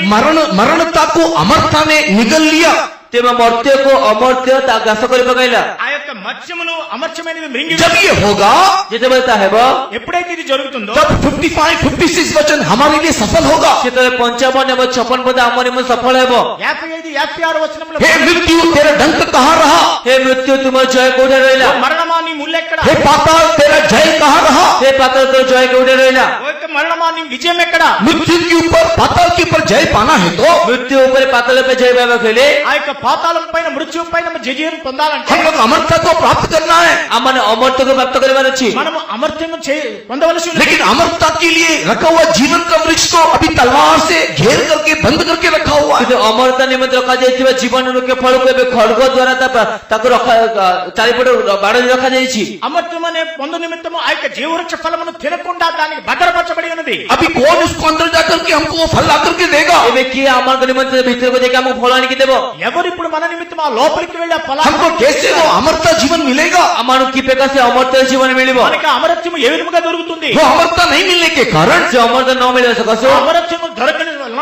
मनुष्य मृत्यु की ओर बढ़ते चले जा रहा है। मनुष्य मृत्यु आड़ बढ़ी जाउछि। మనుష్యుడు మరణము వైపుగా ప్రయాణిస్తున్నాడు. व्यवस्था उसको बचा नहीं पा रहा है, व्यवस्था को बचाई पारु नहीं, ధర్మశాస్త్రం వారిని కాపాడలేదు. विवेक उनको छुड़ा नहीं पा रहा है, विवेक ताको बचाई पारु नहीं। వివేకం తన్ని కాపాడలేదు. विवेक में उन लोग अशुद्ध हो रहे हैं। विवेक के समय असुचि जाउछन्ति। ఎప్పుడైతే వివేకం అశుద్ధమవుతుందో व्यवस्था उनको और भी पापी बना रहा है। व्यवस्था समान के आहरी मते पापमय करूछि। ధర్మశాస్త్రం తనకి ఇంకను अभी పాపి कैसे कि मनुष्य अमरता को प्राप्त करे। एबे की प्रकार जन मनुष्य अमरता प्राप्त करिवो। ఇప్పుడు మనుషుడు ఏ విధంగా అమరత్వమును పొందగలడు? रोमी की किताब 7 अध्याय को पढ़ने से, रोमी पुस्तक 7 अध्याय पढ़े समय रे రోమా పత్రిక 7వ అధ్యాయం रोमी की किताब 7 अध्याय पढ़ने से रोमी पुस्तक 7 अध्याय पढ़े समय रे రోమా పత్రిక 7వ అధ్యాయం చదివినట్లయితే वहां पर प्रेरित तो पौलुस इस प्रकार बोल रहा है, सेटे पेते पाले पे कहउछन्ति అపోస్తలుడు పౌలు ఈ విధంగా मैं చెప్తున్నాడు. भलाई करना चाहता हूँ, बुराई करता रहता हूँ। वो उत्तम करे पे चाहे किंतु मंदई कर लेथाय।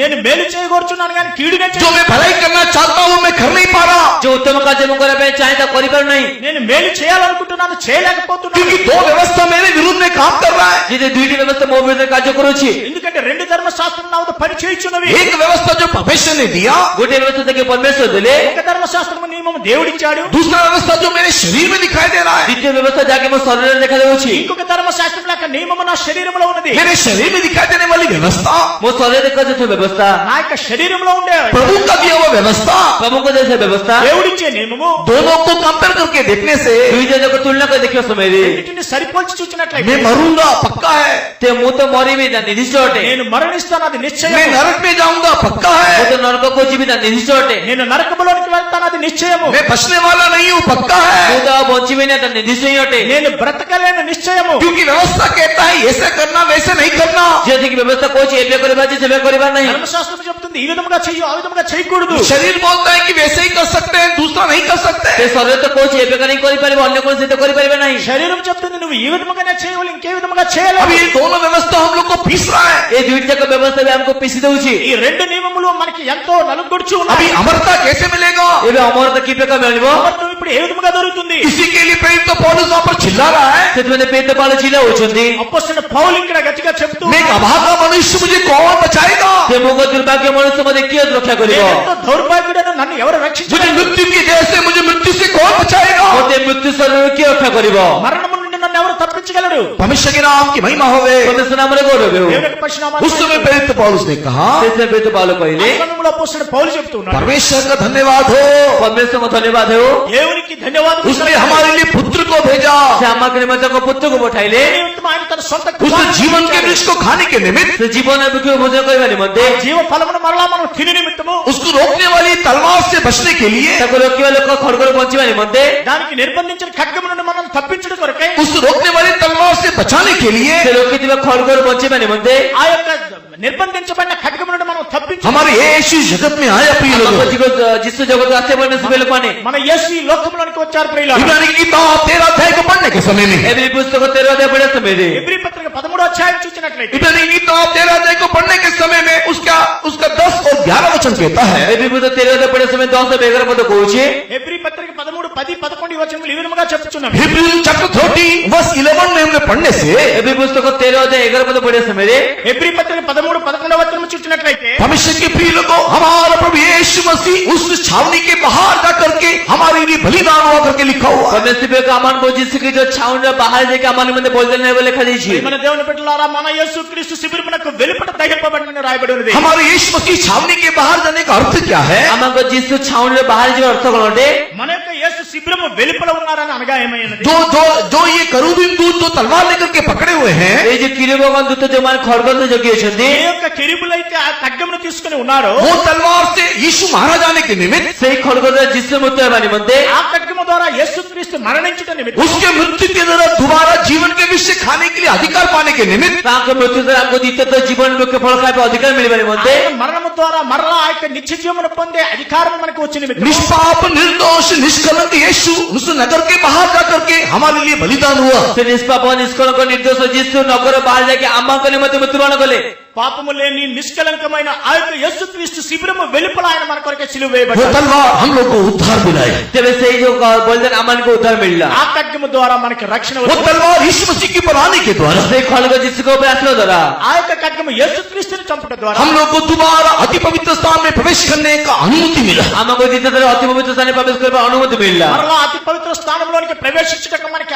इब्रानी की అధికారం. किताब 10 अध्याय के 20 वचन को पढ़ने से एवरी पुस्तक 2 अध्याय 20 पद पढ़े समय रे, ఎబ్రీ పత్రిక 10వ అధ్యాయం 20వ వచనం చూసినట్టు यीशु मसीह के ऊपर कलवरी क्रूस का मृत्यु आने के समय में जिस कृष्ण ऊपर कल्पे को से मृत्यु आसना समय रे, యేసు క్రీస్తు పైన ఆ యొక్క సిలువ మరణము వచ్చే సమయంలో उसके मृत्यु के द्वारा ताकर मृत्यु द्वारा ఆయన మరణము ద్వారా परमेश्वर के प्रिय लोगों को पर्दा फट गया, हमें से मेरे को पीछे तो बहुत से फाटी गला, ఆ యొక్క వస్త్రము చిరుగబడింది. एक नया मार्ग, एक जीते मार्ग यीशु ने खोल दिए। से कोई नूतन जीवन तो मार्ग वो अमनि में उन्मुक्त कले, ఒక నూతనమైన జీవ మార్గమును మన కొరకు ఆయన ఉంచి ఉన్నారు. उस नया मार्ग में प्रवेश करते हुए से नूतन मार्ग में प्रवेश करी, ఆ నూతన మార్గంలో మనం ప్రవేశిస్తూ अनंत जीवन में हम लोग प्रवेश कर सकते हैं। अनंत जीवन अमन प्रवेश करी पारिबा। ఆ యొక్క నిత్య జీవంలో మనం ప్రవేశించగలము. तो ये तलवार सबसे पहले क्या करता है? तेरे से खड़गड़ सर्वस्व में कौन करता है? ఆ ఖడ్గము మొట్టమొదటిగా ఏం చేస్తుంది? हमारे जीवन में यीशु मसीह के पास आने के लिए हमको हियाव देता है। अमन को जीवन जिस की चमक आशीर्वाद निमित्त अमन को साहस देता है। మన జీవితంలో యేసుక్రీస్తు వద్దకు వచ్చుటకే इसके लिए हम लोग क्या करना चाहिए? से जीवन अमन कौन करे आवश्यक? మనమేమి చేయాలి? यीशु मसीह उस तलवार के द्वारा मारे जाकर के हमारे लिए पाप को मुक्ति दिलाया, एक मार्ग खोल दिया करके हम लोग विश्वास करना चाहिए। जिस की अमन करे मते मृत्युवरण करे ताको बोलदेंद्र अमन मते मार्ग खोले के देले बोले विश्वास करिबार अछि। యేసుక్రీస్తు ఆ ఖడ్గమును బట్టి ఆయన మరణాన్ని పొంది మన నిమిత్తం ఒక నిత్య మార్గాన్ని సృష్టించున్నారని మనం తెలుసుకోవాలి. फिल्म के काम दूसरे अध्याय के 37-38 वचन को पढ़ने के समय में వేదవాన్ కల్పిన ద్వితీయ అధ్యాయం 37 పద పడే సమయది అపోస్తల కార్యములు 2వ అధ్యాయం 37, 38 వచనములు చూసినట్లయితే जब उन्होंने यीशु मसीह के बारे में सुना, చిత్తవచన जिस की समित सुनिले వారు ఎప్పుడైతే యేసుక్రీస్తు విషయం విన్నారో उन लोग यीशु मसीह के विषय में सुनने के समय में उन लोगों का हृदय छिप गया। ସେମାନେ जिस की समित सुनिबा समय ସେମାନେ हृदय विदीर्ण ହେଲା। వారు యేసుక్రీస్తు విషయం విన్నప్పుడు వారు హృదయం నొచ్చుకున్నవి. उन लोगों का हृदय छिपने का कारण क्या है? ସେମାନେ हृदय विदीर्ण ହେବାର କାରଣ କଣ అంటే హృదయం నొచ్చుకోవడానికి కారణం ఏమనగా कलवरी क्रूस में यीशु मसीह की पाए वो तलवार के बारे में सोचने के समय उनके हृदय छिप गया। କଲବରି କୋସେ जिस ख्रीष्ट घात करे जो खड्ग में से भाबे समय ସେମାନେ हृदय विदीर्ण ହେଇଗଲା। యేసుక్రీస్తు మరణం విషయంలో ఆ ఖడ్గం విషయం వారు తలంచుకున్నప్పుడు వారు హృదయం నొచ్చుకున్నారు. परमेश्वर के बहुत नाम की महिमा होवे। परमेश्वर पवित्र नाम गौरव हो। దేవునికి పరిశునామాన్ని మహిమ కలుగును. सबसे पहले परमेश्वर के प्रिय लोगों ये तलवार को हम लोग लेना चाहिए। सर्वप्रथम परमेश्वर के खड्ग का में नेबार अछि। మొట్టమొదటిగా ప్రియమైన దేవుని బిడ్డలారా ఈ ఖడ్గాన్ని మనం తీసుకోవాలి. अर्थात यीशु मसीह ने हमारा न्याय को अपने पर ले लिया करके हम लोग विश्वास करना चाहिए। और जिस ख्रीष्ट हमर विचार निज पे नेगले बोले विश्वास करबार अछि। లేక యేసుక్రీస్తు మన యొక్క ఆ యొక్క తీర్పుని తనపైన తీసుకుని उसके मरने के द्वारा, उसके कलवरी क्रूस की मृत्यु के द्वारा हम लोग को अनंत जीवन मिला करके हम लोग विश्वास करना चाहिए। ତାଙ୍କର ମୃତ୍ୟୁବରଣ କରିବା ଦ୍ୱାରା ତାଙ୍କ କଲ୍ପନା କୃଷ୍ଣ ମୃତ୍ୟୁ ଦ୍ୱାରା ଆମର କଣ ଜୀବନ ମିଳିବ ବୋଲି ଆମେ ବିଶ୍ୱାସ କରିବାର ଅଛି। ఆయన కలువరి శిలువలో మరణించే మరణం ద్వారా మనకి ముక్తి కలిగి ఉన్నదని విశ్వసించాలి। इसी के लिए पहला कुरिन्थी पहला अध्याय को पढ़ने के समय में ସେଥିପାଇଁ ପ୍ରଥମ କରିନ୍ଥ ପ୍ରଥମ ଅଧ୍ୟାୟ ପଢିବା ସମୟରେ మొదటి కొరింథీ మొదటి అధ్యాయం చదివినప్పుడు विश्वास करने वालों के लिए क्रूस का प्रचार सामर्थ्य करके 18 वचन में लिखा हुआ है। 18 ଲେଖା ଅଛି ବିଶ୍ୱାସକାରୀ ମାନଙ୍କ ମଧ୍ୟ କୃଷ୍ଣର ପ୍ରଚାର ସାମର୍ଥ୍ୟ ଅଟେ ବୋଲି। ఇక్కడ ఒక 18వ వచనంలో రాయబడి సిలువను గూర్చిన వార్త నశించిన వారికి వెరితనం గాని రక్షింపబడి फर्स्ट कोरिन्थी चैप्टर 1 and verse 18 पढ़ने से लिखा हुआ है, ପ୍ରଥମ କରିନ୍ଥ ପ୍ରଥମ ଅଧ୍ୟାୟ 18 ପଢିବା ସମୟରେ ଲେଖା ଯାଇଛି మొదటి అధ్యాయం 18వ వచనంలో రాయబడి ఉన్నది। क्रूस का प्रचार विश्वास करने वालों के लिए सामर्थ्य है। କୃଷ୍ଣର ପ୍ରଚାର ବିଶ୍ୱାସକାରୀ ମାନଙ୍କ ମଧ୍ୟ ସାମର୍ଥ୍ୟ ଅଟେ। సిలువను గూర్చిన వార్త రక్షింపబడుచున్న వారికి దేవుని శక్తి అయి ఉన్నది। परमेश्वर के पवित्र नाम की महिमा होवे। పరమేశ్వర పవిత్ర నామమున గౌరవం हो। పరిశుద్ధనామాని మహిమ हम కలుగును। लोग क्रूस के प्रचार को, क्रूस के उस कथा को विश्वास करके हमारे अंदर सामर्थ्य को लेकर आना। ଆମର କୃଷ୍ଣର ସେ ପ୍ରଚାର ଆମ ନିଜ ମଧ୍ୟ ବିଶ୍ୱାସ କରି ଆମର ମଧ୍ୟ ସାମର୍ଥ୍ୟ ଆଣିବାର ఆ ଅଛି। యొక్క సిలువ సువార్తను మనం విశ్వసించి మనలో సామర్థ్యాన్ని పొందాలి। दूसरा, ये वचन रूपी तलवार क्या करता है? ଦ୍ୱିତୀୟରେ ବାକ୍ୟ ରୂପେ ଖడ్ଗ କଣ କରିଥାଏ? వాక్యమైన ఖడ్గం ఏమని చెప్తున్నది? दूसरा, वचन रूपी तलवार क्या करता है? ଦ୍ୱିତୀୟ ବାକ୍ୟ ରୂପେ ଖడ్ଗ କଣ କରିଥାଏ? రెండవదిగా వాక్యమైన ఖడ్గం ఏమని చెప్తున్నది? हमारे अंदर एक चंगाई को, नहीं तो हमारे अंदर हीलिंग को लेकर के आता है। ଆମଙ୍କ ମଧ୍ୟରେ ସୁସ୍ଥତା ବା ଗୋଟେ ଆରୋଗ୍ୟ ନେଇକି ଆସିଥାଏ। మన యందు ఒక స్వస్థతను కలుగు చేస్తుంది। 107 भजन को पढ़ने के समय में 7 కీర్తన పడిన సమୟରେ 107వ కీర్తన చూచినట్లయితే 107 भजन की 20 वचन को पढ़ के देखने से 7 కీర్తన 20 పద పడి ଦେଖିବା ସମୟରେ 107వ కీర్తన 20వ వచనం मैं वचन को पेश करके तुम्हारे बीच में से सारी बीमारी को चंगाई करूंगा। ମୁଁ ବାକ୍ୟ ପଠାଇକି ତୁମଙ୍କ ମଧ୍ୟରେ ସମସ୍ତ ରୋଗ ସୁସ୍ଥ କରିବି। నేను వాక్కును పంపి నీలో ఉండే సమస్తమైన రోగాన్ని స్వస్థతని ఇస్తాను। परमेश्वर का वचन आत्मा की तलवार है। ପରମେଶ୍ୱରଙ୍କ ବାକ୍ୟ ଆତ୍ମାଙ୍କର ଖడ్ଗ ଅଟେ। దేవుని యొక్క వాక్యము ఆత్మ ఖడ్గమై ఉన్నది। हम लोग वस्त्र पेश करके उस तलवार को लेना चाहिए। ଆମମାନେ ବସ୍ତ୍ରକୁ ବିକିକି ସେ ଖడ్ଗକୁ ନେବାର ଅଛି। మన యొక్క వస్త్రములను నమ్మి ఆ యొక్క ఖడ్గమును కొనాలి। अर्थात परमेश्वर के प्रिय लोगों, हम लोग परमेश्वर के वचन के द्वारा मिलने वाले चंगाई को लेना चाहिए। ଅର୍ଥାତ ପରମେଶ୍ୱର ପ୍ରିୟ ଲୋକମାନେ ଆମେ ପରମେଶ୍ୱର ବାକ୍ୟ ଦ୍ୱାରା ମିଳିତ ସୁସ୍ଥତାକୁ ନେବାର ଅଛି। దేవుని యొక్క వాక్యము ద్వారా అనుగ్రహించబడే స్వస్థతను మనం పొందాలి। विश्वास करने वालों के लिए उसका वचन उनके शरीर में काम करता है। ବିଶ୍ୱାସକାରୀମାନଙ୍କ ନିମନ୍ତେ ତାଙ୍କ ବାକ୍ୟ ତାଙ୍କ ଶରୀରରେ କାର୍ଯ୍ୟ କରିଥାଏ। విశ్వసించే వారికి ఆయన యొక్క వాక్యము వారి హృదయంలో పనిచేస్తుంది। यीशु मसीह वचन के माध्यम से लोगों को चंगाई किया। ଯୀଶୁଖ୍ରୀଷ୍ଟ ବାକ୍ୟ ମାଧ୍ୟମରେ ଲୋକଙ୍କୁ ସୁସ୍ଥ କଲେ। యేసుక్రీస్తు వాక్యము ద్వారా మనుషునికి उसने బాగుపరిచాడు। कहा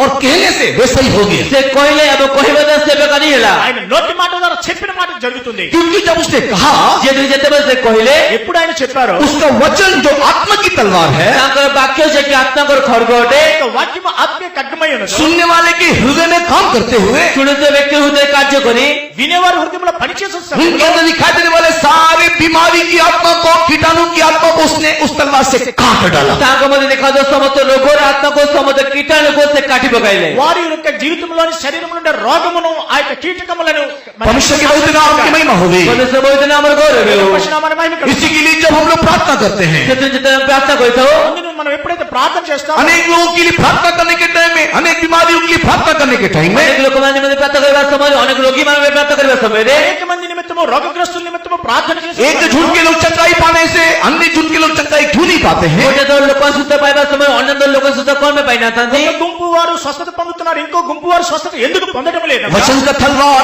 आत्मा की तलवार उन लोग अपने जीवन में ग्रहण करना नहीं चाहते। ସେ ବାକ୍ୟର ଖଡ୍ଗ ଆତ୍ମାଙ୍କର ଖଡ୍ଗ ସେମାନେ ନିଜ ଜୀବନରେ ଗ୍ରହଣ କରିବା ଚାହାନ୍ତି ନାହିଁ। వాక్యము లేక ఆత్మనే ఖడ్గమును వారి జీవితంలో వారి హృదయంలో తీసుకుంటం లేదు। परमेश्वर के नाम की महिमा होवे। ପରମେଶ୍ୱର ନାମର ଗୌରବ ହେଉ। దేవుని పరిశుద్ధనామమున మహిమ परमेश्वर के वचन को अगर हम लोग वैसे विश्वास करके लेने से ଯଦି ପରମେଶ୍ୱର ବାକ୍ୟ ଆମେ ସେ ପ୍ରକାର ବିଶ୍ୱାସ କରିକି ନେଉ, దేవుని యొక్క వాక్యమును మనం విశ్వసించి మనలోనికి తీసుకున్నట్లయితే इस वचन के लिए समर्पण करने से ସେ ବାକ୍ୟ ନିମନ୍ତେ ସମର୍ପଣ କଲେ ఆ వాక్యము నిమిత్తం సమర్పించుకోవాలి। हमारे आत्मा के उद्धार के निमित्त चंगाई दिला करके आत्मिक जीवन में आगे बढ़ने के लिए परमेश्वर हमारी सहायता करेगा। ଆମକୁ ଆତ୍ମାକୁ ଉଦ୍ଧାର ନିମନ୍ତେ ଆମକୁ ସୁସ୍ଥ ଦେଇ ଆମ ଆତ୍ମିକ ଜୀବନ ବଢିବା ପାଇଁ ଆମକୁ ସାହାଯ୍ୟ କରିବେ। మన ఆత్మీయ రక్షణ నిమిత్తము ఆత్మీయ జీవితంలో ఎదుగుదల నిమిత్తము మనకి సహాయం చేస్తుంది। परमेश्वर के नाम की महिमा होवे। ପରମେଶ୍ୱର ନାମର ଗୌରବ ହେଉ। దేవుని యొక్క పరిశుద్ధనామమున మహిమ जिसके पास तलवार नहीं है, तलवार खरीद ले। ଯାଙ୍କ ପାଖରେ ଖଡ୍ଗ ନାହିଁ ସେ ଖଡ୍ଗ କିଣି ନେଉ। ఎవరి వద్ద అయితే కత్తి లేదో వారు जिनके पास विश्वास नहीं है, वचन को पढ़ के विश्वास ले ले। ଯାଙ୍କ ପାଖରେ ବିଶ୍ୱାସ ନାହିଁ ସେ ବାକ୍ୟକୁ ପଢି ବିଶ୍ୱାସ ନେଇଯାଉ। ఎవరి వద్ద అయితే విశ్వాసం లేదో వాక్యమును చదివి ये విశ్వాసం तलवार चंगाई को दिखाता है, ये चंगाई करने वाला वचन को दिखाता है। ସେ ଯୋଉ ଖଡ୍ଗ ସୁସ୍ଥ ଦର୍ଶାଏ ଏବଂ ସୁସ୍ଥତା ବାକ୍ୟ ଆତ୍ମାକୁ ଦର୍ଶାଇଥାଏ। ఆ యొక్క ఖడ్గము మరి స్వస్థత అయి ఉన్నది, అదే వాక్యమే ఉన్నది। परमेश्वर के नाम की महिमा होवे। ପରମେଶ୍ୱର ପବିତ୍ର ନାମର ଗୌରବ ହେଉ। దేవుని పరిశుద్ధనామమున इस మహిమ तलवार के सोना हमें मिलने वाला तीसरा आशीष क्या है? ତେବେ ଏ ଖଡ୍ଗ ଦ୍ୱାରା ଆମକୁ ମିଳିଥିବା ତୃତୀୟ ଆଶୀର୍ବାଦ କଣ ଅଟେ? ఖడ్గము ద్వారా మనకు దొరికే మూడో ఆశీర్వాదం ఏమనగా हमारे आत्मिक जीवन में दिखाई देने वाले प्रत्येक युद्धों को हम लोग जीत सकते हैं। ते आमक आत्मिक जीवन देखा जाते प्रत्येक युद्ध को आम जीति पारिबा। మన ఆత్మీయ జీవితంలో ఏర్పడే ప్రతి ఒక్క యుద్ధాన్ని మనం విజయాన్ని పొందుదాం. स्पिरिचुअल जर्नी में, आत्मिक जीवन में चलने के टाइम में ते आत्मिक यात्रा चलिबा समय रे ఆత్మీయ ప్రయాణంలో ఉన్నప్పుడు अनेक प्रकार का युद्ध हमारे विरोध में दिखाई देता है। अनेक प्रकार युद्ध आमक विरुद्ध देखा देता है। అనేకమైన యుద్ధములు మనకి విరోధంగా పోరాడతాయి. परमेश्वर के बहुत नाम की महिमा होगी। परमेश्वर पवित्र नाम रो गौरव దేవుని हो। యొక్క పరిశుద్ధనామాన్ని మహిమ ये కలుగును. प्रत्येक युद्ध हमारे जीवन में आने का कारण क्या है? ये प्रत्येक युद्ध आमक जीवन आसरा कारण कोन అంటే ప్రతి ఒక్క యుద్ధము మనపై రావడానికి కారణం ఏమనగా कोई ना कोई हमारे जीवन में किसी न किसी प्रकार की घटी कमी है। ते कोणसे कोणसे रीतिरे आमक मधे कोणसे को अभाव अछि। ఏదో విధముగా మనలోని కొన్ని हम బలహీనతలు जब परमेश्वर से दूर चले जाते हैं, जितने परमेश्वर ने दूर को चल जाता हो, ఎప్పుడైతే దేవునికి దూరంగా हम వెళ్ళిపోతామో जब परमेश्वर को छोड़ देते हैं, जितने परमेश्वर पड़ते को देता हो, ఎప్పుడైతే దేవుని విడిచిపెడతామో उस समय में हमारा परमेश्वर हमको शत्रुओं के हाथ में दे देता है। ते समय आमक परमेश्वर को शत्रुमान को सजा दे ఆ दी जाती। సమయంలో దేవుడు మన శత్రువుకి మనకి అప్పగిస్తాడు. हमारे जीवन में आने वाला नाना प्रकार की समस्या का कारण भी यही है। आमक जीवन आसरा विभिन्न प्रकार समस्या कारण मध्ये ताही होते। మన జీవితంలో వచ్చే సమస్య हमारे परिवार में आने वाले नाना प्रकार की बीमारी का कारण भी यही है। आमक परिवार से नाना प्रकार रोग कारण मध्ये ताही होते। మన కుటుంబంలో వస్తున్న ప్రతి ఒక్క రోగానికి हमारे परिवार में आने वाले नाना प्रकार के अशांति का कारण भी यही है। आमक परिवार से विभिन्न प्रकार अशांति कारण मध्ये ताही होते।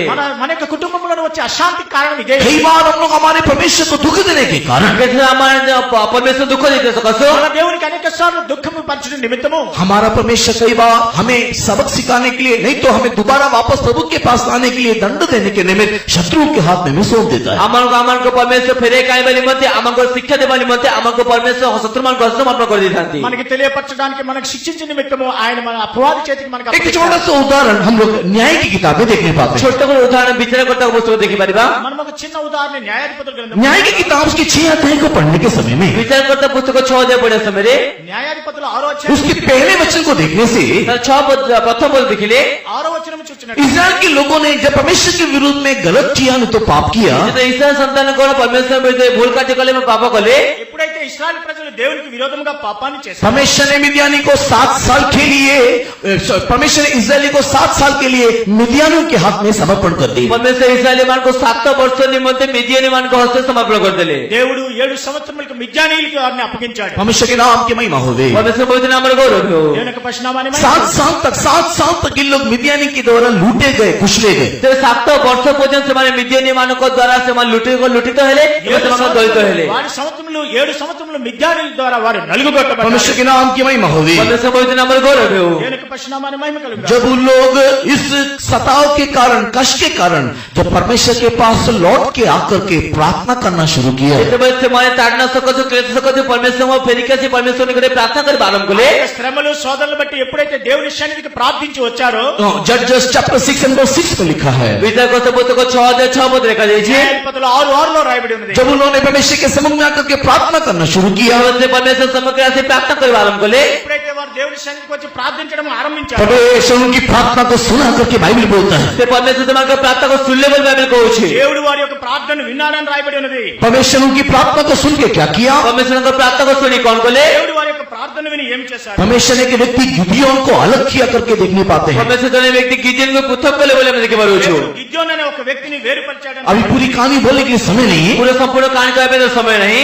సంపూర్ణమైనగా చెప్పడానికి आप लोग 6 अध्याय 7 अध्याय घर में जाकर के पढ़ के देखिएगा। अपन 6 अध्याय 7 अध्याय घर जे पढ़ देखिने हो तो మీరు 6వ అధ్యాయం 7వ అధ్యాయం ఇంటికి వెళ్ళిన తర్వాత చదవండి. परमेश्वर ने उस मिद्यानियों के हाथों से इस्राएलियों को बचाने के निमित्त परमेश्वर मिद्यानी मान को इस्राएल मान को रक्षा कर बने मनते దేవుడు మిద్యానీయుల హస్తము నుండి ఇశ్రాయేలును రక్షించే నిమిత్తము न केवल गिदियोन को चुन लिया, गिदियोन को मनोनीत कोले కేవలం గిద్యోని ఏర్పరచుకోలేదు. गिदियोन के हाथ में परमेश्वर ने अपना तलवार दे दी है। गिदियोन को हस्ते परमेश्वर निजर खड्ग मध्य दे देले। గిద్యోను హస్తములకు దేవుడు తన యొక్క ఖడ్గాన్ని ఇచ్చాడు. परमेश्वर के बहुत नाम की महिमा होवे। परमेश्वर पवित्र नाम रे गौरव हो। దేవుని యొక్క పరిశుద్ధనామాన్ని మహిమ కలుగుగాక. जजेस चैप्टर 7 verse 18 and 20 पढ़ने के समय में विचार को 7 अध्याय 18 पद एवं 20 पद पढ़े समय रे న్యాయాధిపతులు 7వ అధ్యాయం 18 20వ వచనం చూసినట్టు जजेस चैप्टर 7 verse 18 and 20 पढ़ने के समय में विचार को 7 अध्याय 18 पद एवं 20 पद पढ़े समय रे న్యాయాధిపతులు 7వ అధ్యాయం 18వ వచనం 20వ వచనం చదివండి. परमेश्वर की तलवार गिदियोन की तलवार होकर के बदल गई। से परमेश्वर खड्ग गिदियोन को खड्ग बदल गला। దేవుని యొక్క ఖడ్గము గిద్యోను ఖడ్గముగా మారిపోయింది. वहां पर गिदियोन ने उस तलवार को लेकर के शत्रु के ऊपर धावा नहीं किया।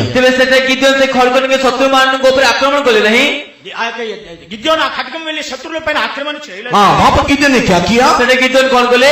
గిద్యోను ఏమి చేశాడు? परमेश्वर के प्रिय लोगों, उन्होंने एक मटका को लिया, मशाल को लिया। পরমেশ্বর বেকে সেমানে গোটে কলস নেলে এবং গোটে মশাল কো নেলে। మట్టి పాత్రను తీసుకుని వెళ్ళాడు. उसके बाद उस लोग युद्ध के मैदान में उतरे। এবং তারপর সে যুদ্ধের ক্ষেত্রে উলাইলে। ఆ తర్వాత ఆ యొక్క యుద్ధ ప్రదేశంలోకి వెళ్ళాడు. वहां पर तुर्री को फूका गया। সেটা তুরি ফুকা গলা।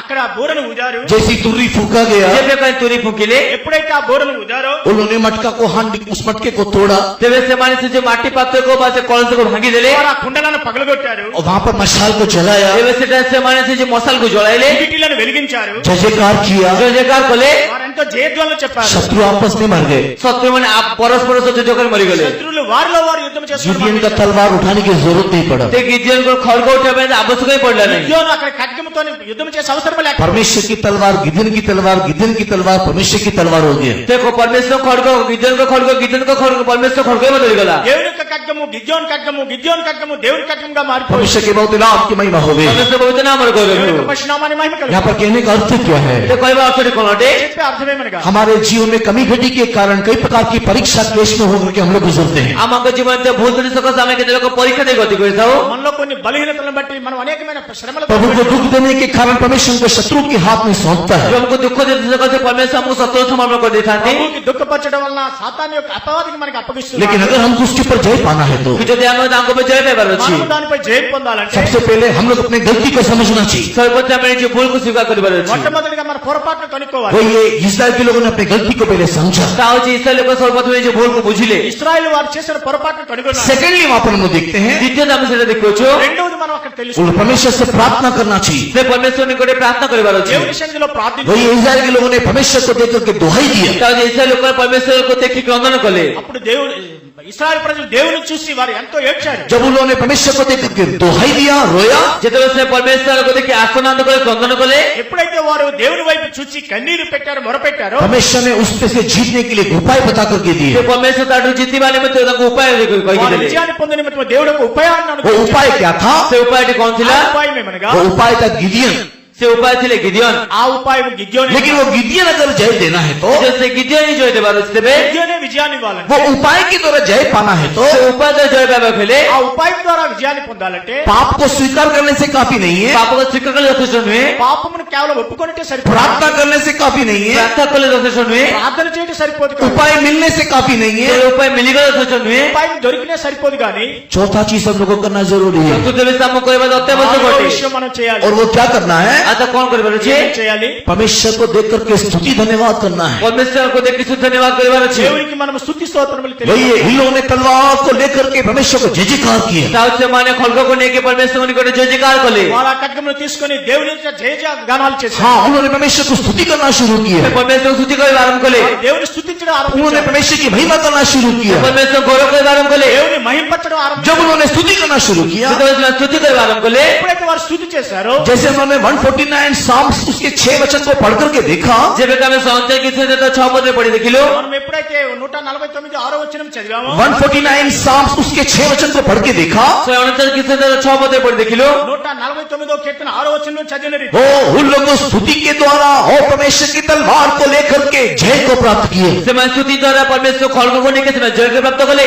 వారు దేవునికి చేయబడి స్తోత్రముల ద్వారా ఆ ఖడ్గము ద్వారా हमारे जीवन में हम लोग परमेश्वर को स्तुति करने के द्वारा हमको जीवन में परमेश्वर को स्तुति करे द्वारा మనము దేవునికి ఎప్పుడైతే స్తోత్రములు हाथ చేస్తామో में तलवार लेकर के हमारे हस्त खलग को लेके మన చేతిలోని ఖడ్గము తీసుకొని आगे बढ़ने से आगे को बढ़िले। ముందుకు కొనసాగినట్లయితే परमेश्वर हमारे युद्ध को लड़ करके हमको जय देगा। परमेश्वर हमको युद्ध को लड़ के हमको जय देबे। దేవుడు మన యుద్ధాన్ని చేసి మనకు విజయం कहने का अर्थ क्या है? कोई बात अर्थ कोन हटे। అంటే అర్థమేమనగా अपनी कम्युनिटी को मानने के बाद, निजे भूल त्रुटि को मानिबा परे, మన యొక్క బలహీనత परमेश्वर को प्रार्थना करने के बाद, परमेश्वर को प्रार्थना करबा परे, ప్రార్థించే परमेश्वर उपाय दिखाने के समय में परमेश्वर उपाय दिखावे समय रे దేవుడు ఉపాయాన్ని చూపించిన हम తర్వాత परमेश्वर को स्तुति करने के द्वारा, हमें परमेश्वर स्तुति करबा द्वारा దేవునికి స్తుతించిన తర్వాత परमेश्वर का वचन रूपी तलवार को लेकर के, उस प्रॉमिस को लेकर के बोलने के द्वारा परमेश्वर वाक्य रूपी से जो खड़ग को लेके वाक्य ने कहबा द्वारा మనం దేవుని యొక్క వాక్యమైన ఖడ్గాన్ని తీసుకొని మనం చెప్పడం परमेश्वर के वचन रूपी प्रॉमिसेस को लेकर के बोलने के द्वारा, परमेश्वर को वाक्य रूपी प्रतिज्ञा को नहीं कहबा द्वारा దేవుని యొక్క వాక్యమైన వాగ్దానముల ద్వారా परमेश्वर के प्रॉमिसेस को, परमेश्वर के वायदे को क्लेम करने के द्वारा द्वारा नहीं तो दावा करने के द्वारा ସେ ପରମେଶ୍ୱରଙ୍କ ପ୍ରତିଜ୍ଞାକୁ ନେଇକି ତୋଇ ହଉଛି ଦାବି କରିବା ଦ୍ୱାରା దేవుని యొక్క వాగ్దానాలను మనం ఎప్పుడైతే స్వతంత్రించుకుంటామో परमेश्वर के प्रॉमिसेस को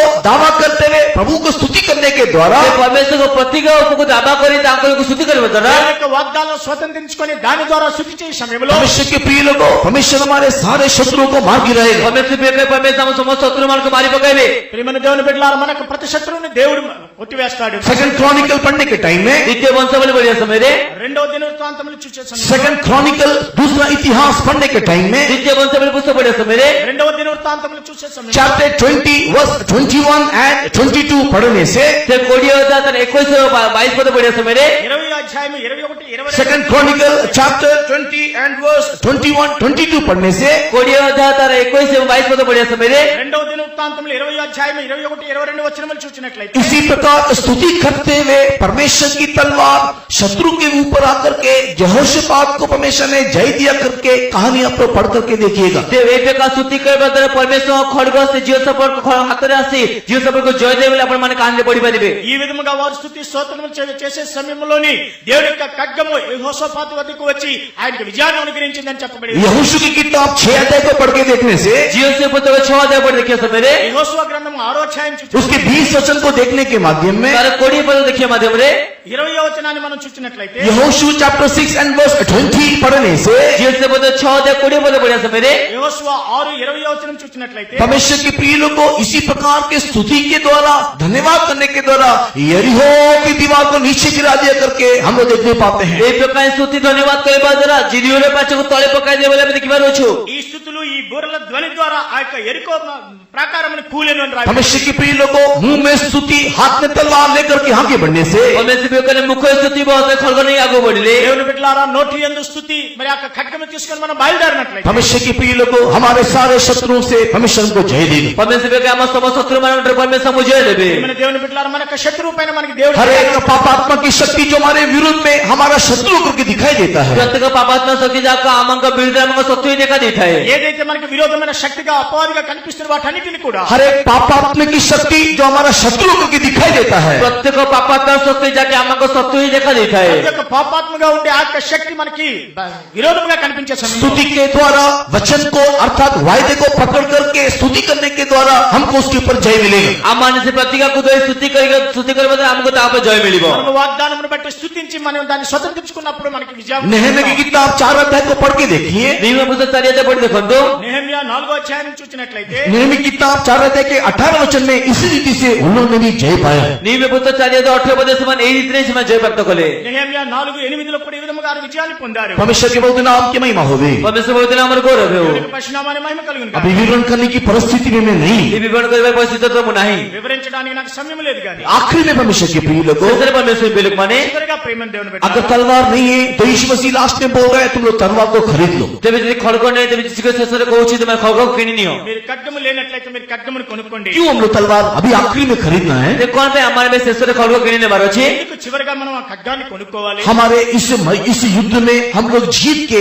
सिद्धता की ओर बढ़ने के निमित्त ଆମମାନେ ଏଇ ଯୁଦ୍ଧରେ ଆମେ ଲଢିକି ଜୟ ପାଇକି ଶେଷରେ ବଢିବା ନିମନ୍ତେ మనము ఈ యొక్క యుద్ధములోని విజయాన్ని పొంది సిద్ధత వైపు इस आत्मिक युद्ध को लड़ करके सिद्धता पाने के लिए ఈ ଆତ୍ମିକ ଯୁଦ୍ଧ କରି ଶେଷରେ ପ୍ରାପ୍ତ କରିବା ନିମନ୍ତେ ఆత్మీయ జీవితంలో యుద్ధము చేసి ఆ యొక్క సిద్ధతను పొందు నిమిత్తము मनुष्य के प्रिय लोगों हमें आत्मा की तलवार अपने हाथ में लेना है। ପରମେଶ୍ୱର ଆମକୁ ଆତ୍ମଙ୍କର ଖଡ୍ଗ ଆମ ହସ୍ତରେ ନେବାର ହିଁ ଅଛି। మన దేవుని బిడ్డలారా ఆత్మీయ ఖడ్గము మనకు అవసరమే ఉన్నది। एफिसी की किताब के 6 अध्याय को पढ़ने के समय में ఎఫెసీ పుస్తకం 6 అధ్యాయం పढ़िया సమୟରେ ఎఫెసీ పత్రిక 6వ అధ్యాయం చూసిన एफिसी की किताब के 6 अध्याय को पढ़ने के समय में ఎఫెసీ పుస్తకం 6 అధ్యాయం పढ़िया సమୟରେ ఎఫెసీ పత్రిక 6వ అధ్యాయం చూసినట్లయితే परमेश्वर के प्रिय लोगों 10 वचन 11 वचन इस प्रकार पौलुस बोलता है। ପରମେଶ୍ୱର କେତେ 10 ଏବଂ 11 ପଦରେ పేద ପౌలిବେକ କହୁଛନ୍ତି 11వ వచనంలో అపోస్తలుడు పౌలు ఈ విధంగా చెప్తున్నాడు। फाइनली माय ब्रदरन ଶେଷରେ ହେ ଭାଇମାନେ చివరిగా నా సహోదరులారా B strong in the Lord ପରମେଶ୍ୱର ଠାରେ ବଳବାନ ହୁଅ మనము ఆయన యందు బలవంతులై and ఉండాలి। in the power of his might। ଏବଂ ତାଙ୍କର ପରାକ୍ରମରେ ఆయన మహాశక్తిలో अंत में परमेश्वर की प्रिय लोगों परमेश्वर में बलवंत होता जा उसके सामर्थ में सामर्थ पाता जा। ଶେଷରେ ହେ ଭାଇମାନେ ତୁମର ପ୍ରଭୁଙ୍କର ଶକ୍ତି ପ୍ରାପ୍ତ ହୁଅ ତାଙ୍କ ପରାକ୍ରମରେ ବଳବାନ ହୁଅ। చివరిగా మనము దేవుని యొక్క మహాశక్తిలో శక్తివంతులుగా సామర్థ్యముగా ఉన్నప్పుడు आखिरी में फाइनली हम लोग बलवान बनने के लिए ତେବେ ଶେଷରେ ଆମେ ବଳବାନ ହେବା ନିମନ୍ତେ చివరిగా మనం బలవంతులుగా ఉండాలి। परमेश्वर के सामर्थ में सामर्थ्यवान होने के लिए ପରମେଶ୍ୱରଙ୍କ ସାମର୍ଥ୍ୟରେ ପରାକ୍ରମରେ ବଳବାନ ହେବା ନିମନ୍ତେ దేవుని యొక్క శక్తిలో సామర్థ్యంలో విషయంలో మనం బలవంతులుగా ఉండే నిమిత్తం हम लोग को तलवार लेना जरूरी है। আমাকে খড়গ নেবা অত্যাবশ্যক অটে। మనకు ఖడ్గం అవసరమై ఉన్నది। इसी के 11 वचन में लिखा है, ସେଥିପାଇଁ 11 ପଦ ଲେଖା ଦେଇଛି, 11వ వచనంలో రాయబడి ఉన్నది, तुम लोग परमेश्वर के सारे आत्मिक हथियार को धारण करो ତୁମେ ପରମେଶ୍ୱରଙ୍କ ସମସ୍ତ ଆତ୍ମିକ ଅସ୍ତ୍ରଶସ୍ତ୍ରକୁ ଧାରଣ କର, మీరు దేవుడు అనుగ్రహించే ఆత్మీయ వస్త్రాలను ధరించుకోండి, ताकि शैतान के सारे युक्तियों के ऊपर जय प्राप्त कर सको। ଯାହାଦ୍ୱାରା ଶୈତାନର ସମସ୍ତ ଯୁକ୍ତି ଉପରେ ତୁମେ ଜୟ ପ୍ରାପ୍ତ କରିପାରିବ। సాతాను యొక్క యుక్తిలోని మీరు విజయాన్ని పొందండి। हम लोग तलवार उठाना है। सुनने के समय में ये मत सोचना हम लोग अक्षरी तलवार उठा करके समाज में दुनिया में जाकर के लड़ाई करना है, नहीं, उसके बारे में नहीं बोल रहे हैं। ଆମର ଖଡଗ ଉଠାଇବା ଅଛି ଶୁଣିବା ସମୟରେ ଏହାର ଅର୍ଥ ଏହା ନୁହେଁ ଯେ ଆମର ଆକ୍ଷରିକ ଭାବେ ଖଡଗ ଉଠେଇକି ସମାଜରେ ଲଢେଇ କରିବାର ଅଛି। మీరు ఖడ్గంను పట్టుకోండి, ఖడ్గం పట్టుకోండి, ముందుకు కొనసాగండి అంటే శారీరకమైనది కాదు కానీ ఆత్మీయ ఖడ్గాన్ని, संसार में जाकर के लड़ाई करने वाली तलवार उठाने के लिए नहीं बोला जा रहा। ସଂସାରରେ ଯାଇକି ଖଡଗ ଉଠେଇକି ଲଢେଇ କରିବା ପାଇଁ କୁହାଯାଉ ନାହିଁ। ఈ లోకంలోని ఖడ్గమును తీసుకుని వెళ్లి శరీరంతో యుద్ధం చేయడానికి एफएसी की किताब 6 अध्याय के 12 वचन को पढ़ने से ఎఫెసీ పత్రిక 6:12 పద పడే సమୟରେ పత్రిక 6వ అధ్యాయం 12వ వచనంలో చెప్పబడి ఉన్నది, हमारा मलयुद्ध रक्त मांस के साथ नहीं है करके पवित्र पौलुस वहां पर क्लियरली बता करके दिए। ଆମମାନଙ୍କ ମଲ୍ଲ ଯୁଦ୍ଧ କୌଣସି ରକ୍ତ ମାଂସ ନାହିଁ ବୋଲି ପ୍ରେରିତ ପౌଲ ସ୍ପଷ୍ଟ ରୂପେ ଜଣାଇକି ଦେଲେ। మనకు పోరాడున్నది శరీరంతో కాదని అపోస్తలుడు పౌలు స్పష్టంగా చెప్పి ఉన్నాడు। हमारा मलयुद्ध रक्त मांस के साथ नहीं है करके पवित्र पौलुस वहां पर स्पष्ट रीति से बता करके दिए। ଆମମାନଙ୍କ ମଲ୍ଲ ଯୁଦ୍ଧ କୌଣସି ରକ୍ତ ମାଂସ ଶରୀର ସହ ନାହିଁ ବୋଲି ପ୍ରେରିତ ପౌଲ ସ୍ପଷ୍ଟ ରୂପେ ଜଣାଇକି ଦେଲେ। మన యొక్క పోరాటం రక్తమాంసంతో కాదని అపోస్తలుడు పౌలు స్పష్టంగా చెప్పి ఉన్నాడు। हमारा मलयुद्ध अंधकार के शक्ति के साथ है जो मध्य आकाश में दिखाई देता है। ଆମମାନଙ୍କ ମଲ୍ଲ ଯୁଦ୍ଧ କହିଲେ ଅନ୍ଧକାର ଶକ୍ତିମାନଙ୍କ ସହ ଯାହାକି ମଧ୍ୟ ଆକାଶ ଦେଖା ଦେଇଥାଏ। మన యొక్క యుద్ధం అనగా అంధకార శక్తులతో పోరాడాలి। परमेश्वर के नाम की महिमा होवे। పరమేశ్వర నామର గౌరవ ହେଉ। దేవుని యొక్క పరిశుద్ధమైన మహిమ उस मलयुद्ध में जीत करके ସେ ମଲ୍ଲ ଯୁଦ୍ଧ ଜିତି ఆ యొక్క యుద్ధంలోని విజయం, परमेश्वर के राज्य में प्रवेश करने के निमित्त, ପରମେଶ୍ୱର ରାଜ୍ୟରେ ପ୍ରବେଶ କରିବା ନିମନ୍ତେ, దేవుని రాజ్యంలో ప్రవేశించి शैतान की युक्ति को पराजित करने के निमित्त, ଶୈତାନ ଶକ୍ତିକୁ ପରାଜିତ କରିବା ନିମନ୍ତେ, సాతాను యొక్క తంత్రముల నుండి విజయాన్ని పొందే నిమిత్తం परमेश्वर के प्रिय लोगों, आत्मिक हथियार हम लोग पहनना चाहिए, आत्मिक तलवार हम लोग लेना चाहिए। ପରମେଶ୍ୱରଙ୍କ ଆତ୍ମିକ ଅସ୍ତ୍ର ଆମେ ପିନ୍ଧିବାର ଅଛି, ଆତ୍ମିକ ଅସ୍ତ୍ର ଆମେ ଧାରଣ କରିବାର ଅଛି। మనం ఆశ్చర్య వస్త్రములను ధరించుకొని ఆత్మీయ ఖడ్గమును పట్టుకోవాలి। एफएसी की किताब 6 अध्याय के 17 वचन को वहां पर पढ़ने से ఎఫెసీ పత్రిక 6:17 పద పడే సమୟରେ ఎఫెసీ పత్రిక 6:17 వచనం చూసినట్లయితే आत्मा की तलवार अर्थात परमेश्वर के वचन को ले लो करके लिखा हुआ है। ଆତ୍ମାଙ୍କର ଖଡଗ ଅର୍ଥାତ୍ ଈଶ୍ୱରଙ୍କ ବାକ୍ୟକୁ ଧାରଣ କରିବ ବୋଲି ଲେଖାଯାଇଛି। దేవుని యొక్క వాక్యం మనం ఆత్మ ఖడ్గమును ధరించుకొనుడి। क्यों आत्मा की तलवार परमेश्वर के वचन को लेना है? ଯେ କଣ ପାଇଁ ଆତ୍ମାଙ୍କ ଖଡଗ ଅର୍ଥାତ୍ ଈଶ୍ୱରଙ୍କ ବାକ୍ୟକୁ ଆମେ ନେବାର ଅଛି? ఆత్మ ఖడ్గం అనే దేవుని యొక్క వాక్యాన్ని ఎందుకు మనం ధరించాలి? क्योंकि इब्रानी की किताब 4 के 12 में लिखा है, ସେଥିପାଇଁ ଏପ୍ରିଲ ପତ୍ର 4:12 ପଦ ଲେଖାଯାଇଛି। ఈ పత్రిక 4:12 ఈ విధముగా इब्रानी की किताब 4 के 12 में लिखा हुआ है, ଏପ୍ରିଲ ପତ୍ର 4:12 పଦ ଲେଖାଯାଇଛି। ఈ పత్రిక 4:12 ఈ విధముగా वही हमारे आत्मा प्राण को अलग करने का शक्ति रखता है। ତା ଆମଙ୍କ ଆତ୍ମା ଏବଂ ପ୍ରାଣକୁ ବିଚ୍ଛେଦ କରିବା ଶକ୍ତି ରଖିଥାଏ। మన యొక్క ఆత్మను ప్రాణాన్ని వేరుపరిచే శక్తి ఉన్నది। ये आत्मा प्राण को अलग करने के शक्ति का अर्थ क्या है? ଏ ଆତ୍ମା ଏବଂ ପ୍ରାଣକୁ ବିଚ୍ଛିନ୍ନ କରିବା ଶକ୍ତିର ଅର୍ଥ କଣ ଅଟେ? ఆత్మను ప్రాణాన్ని వేరుపరిచే శక్తి అనగా ఏమై ఉన్నది? वहां पर इब्रानी की किताब 4 के 12 के लास्ट पोर्शन में देखने से ଏପ୍ରିଲ ପତ୍ର 4:12 ପଦ ଶେଷ ଭାଗ ଦେଖିବା ସମୟରେ ఎబ్రీ పత్రిక 4వ అధ్యాయం 12వ వచనం చివరి భాగంలో वो हमारे हृदय की अभिलाषा को, मन के सोच विचार को परखने वाला परमेश्वर करके लिखा हुआ ସେ है। ଆମ ହୃଦୟ ଚିନ୍ତାକୁ ମନର ସୂକ୍ଷ୍ମ ବିଚାର ଗୁଡିକୁ ପରୀକ୍ଷା କରିତେ ପରମେଶ୍ୱର ବୋଲି ଲେଖାଯାଇଛି। మన హృదయం యొక్క తలంపులను ఆలోచనలను పరిశోధించే శోధించే దేవుడై ఉన్నాడు। परमेश्वर के बहुत नाम की महिमा हो गई। ପରମେଶ୍ୱର ପବିତ୍ର ନାମର ଗୌରବ ହେଉ। దేవుని యొక్క పరిశుద్ధనామాన్ని మహిమ కలుగు। आत्मा के तलवार के द्वारा ଆତ୍ମାଙ୍କର ଖଡଗ ଦ୍ୱାରା ఆత్మీయ ఖడ్గం ద్వారా हमारे आत्मा प्राण शरीर को हम लोग को परखना चाहिए। ଆମଙ୍କ ଆତ୍ମା ପ୍ରାଣ ସ୍ୱରୂପ ଆମେ ପରୀକ୍ଷା କରିବାର ଅଛି। ఆత్మ ప్రాణము దేహాన్ని మనం हम పరీక్షించుకోవాలి। लोग वचन के माध्यम से ଆମମାନେ ବାକ୍ୟ ମାଧ୍ୟମରେ వాక్యం ద్వారా हमारे प्राण और हमारे आत्मा को हम लोग परख के देखना चाहिए। ଆମଙ୍କ ପ୍ରାଣ ଏବଂ ଆମଙ୍କ ଆତ୍ମାକୁ ପରୀକ୍ଷା କରି ଦେଖିବାର ଅଛି। ప్రాణాన్ని మన ఆత్మను మనం పరీక్షించుకోవాలి। इन दिनों में हमारे मन का विचार कैसा विचार है? ଏଇ ଦିନ ମାନକେ ଆମ ମନର ବିଚାର କି ପ୍ରକାର ବିଚାର ଅଟେ? మన యొక్క ఉండే హృదయంలో हमारे हृदय में उठने वाला आग्रह किस प्रकार का आग्रह है? ଆମ ହୃଦୟ ଉଠୁଥିବା ଆଗ୍ରହ କି ପ୍ରକାର ଆଗ୍ରହ ଅଟେ? మన హృదయంలో ఉండి వచ్చే బయటకు వచ్చే కోరిక ఏమై ఉన్నది? हमारे अंदर उठने वाला आग्रह, हमारे अंदर दिखाई देने वाली चिंता पवित्र चिंता है, पवित्र आग्रह है क्या? ଆମଙ୍କ ଅନ୍ତରରେ ଉଠୁଥିବା ଚିନ୍ତା, ଆମଙ୍କ ମନରେ ଉଠୁଥିବା ଚିନ୍ତା ତା ପବିତ୍ର ଅଟେ କି? మన హృదయంలోని మన మనసులో నుంచి వచ్చే ఆసక్తి పవిత్రమైనదే ఉన్నదా? इसी के लिए परमेश्वर बोल रहा है, ये दो धारी तलवार को लेकर के आत्मा प्राण को अलग करके आत्मा प्राण को परखो करके लिखा हुआ है। ସେଥିରେ ପରମେଶ୍ୱର କହୁଛି ତୁମେ ଦ୍ୱିଧାର ଖଡଗକୁ ନେଇକି ତୁମ ଆତ୍ମା ପ୍ରାଣକୁ ବିଚ୍ଛେଦ କରି ଆତ୍ମା ଏବଂ ପ୍ରାଣକୁ ପରୀକ୍ଷା କର ବୋଲି କହୁଛନ୍ତି। మీరు రెండంచుల ఖడ్గమును తీసుకుని ఆత్మను ప్రాణాన్ని వేరుపరిచి మీరు శోధించుకోండి। यीशु मसीह जाने से पहले पूछ रहा है, क्या तुम्हारे पास तलवार है? ଯୀଶୁଖ୍ରୀଷ୍ଟ ଯିବା ସମୟରେ ପଚାରିଲେ ତୁମମାନଙ୍କ ପାଖରେ ଖଡଗ ଅଛି? యేసుక్రీస్తు వెళ్లే ముందు వారిని అడుగు, మీ వద్ద కత్తి ఉన్నదా तुम्हारे पास तलवार नहीं होने से वस्त्र बेच करके तलवार खरीदो। तुम्हारे पास जो खड़ग नଥାଏ ते वस्त्र को बिकी तुम्हारे खड़ग किण మీ వద్ద కత్తి లేనట్లయితే మీ వస్త్రంలో स्वयं की धार्मिकता को परित्याग करके जो स्वयं धार्मिकता तुमने परित्याग करी నీతిని విడిచిపెట్టి परमेश्वर की धार्मिकता को तुम लोग खरीद लो। परमेश्वर को धार्मिकता तुम्हारे क्रय करो। దేవుని యొక్క నీతిని మీరు కొనుక్కోండి तुम लोग स्वयं की धार्मिकता को परित्याग करके तुम्हारे जो स्वयं धार्मिकता को परित्याग करे మీ యొక్క స్వనీతిని విడిచిపెట్టి अपने आत्मा प्राण को परखने वाले वचन को ले लो। निज आत्मा व प्राण को परीक्षा करते वाक्य को तुम्हें ग्रहण करो। మీ ఆత్మను ప్రాణాన్ని పరీక్షించే దేవుని యొక్క వాక్యాన్ని ఖడ్గాన్ని తీసుకోండి 139 भजन को पढ़ने से 139 गीत संहिता को पढ़ ले 149 కీర్తనలు చూసినట్లయితే 139 साम्स को पढ़ने से 139 गीत संहिता पढ़ी ले 139 కీర్తన उसके చూసినట్లయితే 23 and 24 वर्ष को देखने से तारा 23 एवं 24 को देखियो समय 23 24 వచనాలు చూసినట్లయితే दाऊद इसी प्रकार प्रार्थना कर रहा है। दाऊद ए प्रकार प्रार्थना करूछंती దావీదు ఈ విధంగా ప్రార్థిస్తున్నాడు Search me, O Lord, and know my thoughts. परमेश्वर मते परीक्षा करे एवं मोर चिंता सकल तुम्हें ज्ञात हो। దేవా నన్ను పరిశోధించిన हे परमेश्वर, तू मुझे परख ले, मेरे हृदय के विचार को जांच ले। हे परमेश्वर मोर अनुसंधान करे एवं मोर अंतःकरण को तुम्हें ज्ञात हो। దేవా నన్ను పరీక్షించిన हे परमेश्वर, तू मुझे परख ले, मेरे मन के सोच विचार को तू जांच ले। हे परमेश्वर मते परीक्षा करे मोर मन संकल्प सब तुम्हें ज्ञात हो। ప్రభువా నన్ను పరిశోధించి పరీక్షించిన ఆలోచనలను తెలుసుకొనుము 24 को उसमें बोल रहा है, और देख परमेश्वर, क्या उसमें कोई बुरी बात है या नहीं। तेरे 24 पद से कोचे परमेश्वर परीक्षा कर देखो जे मन तेरे कौन से मंतव्य से अच्छी की नहीं। 24 వచనంలో రాయబడింది నీకు ఆయస్కరమైన మార్గం నా యందు ఉన్నదేమో చూడు अगर उसमें कोई बुरी बात है तो कौन से तेरे कौन से दुष्टतर मार्ग अच्छे ఏదైనా దుష్ట మార్గం ఉన్నట్లయితే मुझे अनंत जीवन में चलने के लिए सिखा करके वो बोल रहा है। मते अनंत जीवन मार्ग चलिबा में मते शिक्षा बोल से कहउछंती। నిత్య మార్గమున నన్ను నడిపింపు అని చెప్తూ ఉన్నాను इसी के लिए तलवार हमारे पास होना जरूरी है। से मते खड़ग मार्ग बके अत्यावश्यक होते। నిమిత్తమే ఖడ్గము మన వద్ద అవసరమైనది 119 भजन के 9 वचन को पढ़ने से 19 के संदर्भ 9 पद पढ़िले 119 కీర్తన 9వ వచనం నుంచి 119 भजन के 9 वचन को पढ़ने से 19 के संदर्भ 9 पद पढ़े समय रे 119 కీర్తన 9వ వచనం నుంచి एक जवान व्यक्ति किस प्रकार अपने चाल चलन को शुद्ध कर सकता है करके पूछा जा रहा है। जे जन जीवा मनुष्य की प्रकार चाली चलन को सुधार के बोल पचरा जाउछि। యవనస్తులు దేని చేత తమ నడక శుద్ధిపరచుకుందని రాయబడి ఉన్నది एक जवान व्यक्ति किस प्रकार अपने चाल चलन को शुद्ध कर सकता है करके पूछा जा रहा है। जन जीवा मनुष्य की प्रकार चाली चलन शुद्ध करे बारे बोल पचरा जाउछि। యవనులు దేని చేత తమ నడక శుద్ధిపరచుకుందని రాయబడి ఉన్నది परमेश्वर के प्रिय लोगों, 9 वचन में लिखा हुआ है, परमेश्वर के वचन की ओर ध्यान देने से जो वचन तलवार के समान आत्मा प्राण को अलग करके उसको परखता है।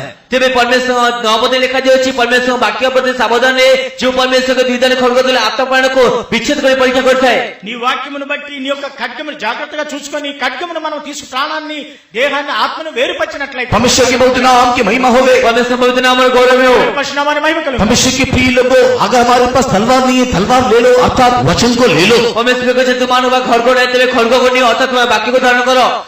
మీ వద్ద ఖడ్గము లేనట్లయితే ఖడ్గమనే వాక్యాన్ని మీరు తీసుకోండి वचन को लेकर के अपने जीवन को हमेशा परख करके देखते रहो। जे वाक्य को नहीं कि जे जीवन को सर्वदा परीक्षा कर देखी रहो। వాక్యమును బట్టి మీరు మిమ్మల్ని మీరు పరీక్షించుకోండి परमेश्वर के नाम की महिमा हो गए। परमेश्वर नाम और गौरव हो।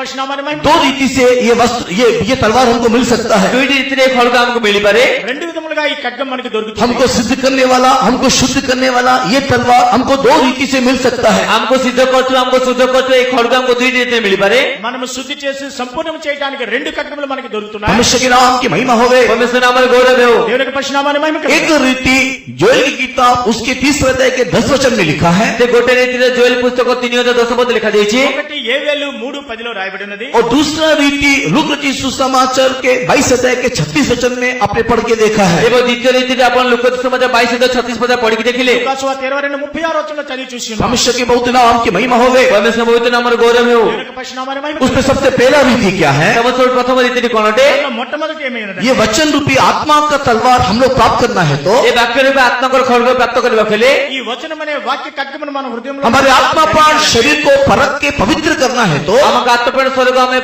परीक्षा कर पवित्र करबा केले మన ఆత్మ ప్రాణ శరీరాన్ని మనం పరిశోధించుకున్నట్లయితే सबसे पहले हम लोग को वस्त्र को बेच करके इसको लेना चाहिए। सर्वप्रथम हमारे वस्त्र को बिक्री कर क्रय करिबार होगा। మొట్టమొదటిగా వస్త్రాన్ని అమ్మి మనం దాన్ని और కొనుక్కోవాలి जैसे कि मैं आपको पहले ही बताया, जे प्रकार हम पूर्व जणाइले నేను మీకు ఏ విధంగా మొదట చెప్పి ये ఉన్నాను हमारे स्वयं धार्मिकता को दिखाता है। हमका स्वयं धार्मिकता दर्शाता है। ఇది మన స్వనీతిని చూపిస్తూ ఉన్నది ये स्वयं धार्मिकता को कैसे परित्याग कर सकते हैं? स्वयं धार्मिकता में की प्रकार परित्याग करि परिबा స్వనీతిని మనం ఏ విధంగా విడిచిపెట్టగలము पानी के बपतिस्मा लेने के माध्यम से जल बपतिस्मा देबा द्वारा నీటి బాప్తిస్మ ద్వారా परमेश्वर के प्रिय लोगों, हम लोग हमारे शरीर को अधार्मिकता के हथियार के लिए समर्पण न करते हुए हम लोग धार्मिकता के हथियार के लिए समर्पण करते हैं। परमेश्वर भी कहता है आम निज शरीर को अधार्मिकता असत रूपे समर्पण न करी धार्मिकता असत रूपे समर्पण कर శారీరకమైన నీతి లేని మురికి గుడ్డలకు బదులుగా మరి నీతి అయిన దేవుని నీతి అని మనం సమర్పించాలి। परमेश्वर के नाम की महिमा होवे। परमेश्वर पवित्र नाम गौरव हो। పరిశుద్ధమైన మహిమ కలుగు। रोमी की किताब 6 अध्याय 19 वचन को पढ़ने से रोमी पुस्तक 6:19 पद पढ़े से मेरे రోమాపత్రిక 6వ అధ్యాయం रोमन्स चैप्टर 6 1 वर्स 19 पढ़ के देखने से रोमी पुस्तक 6:19 पद पढ़ के से मेरे రోమాపత్రిక 6వ అధ్యాయం 19వ వచనం చూచినట్లయితే बपतिस्मा लेने वाला हर एक व्यक्ति और अपने शरीर को अधार्मिकता के हथियार के लिए समर्पण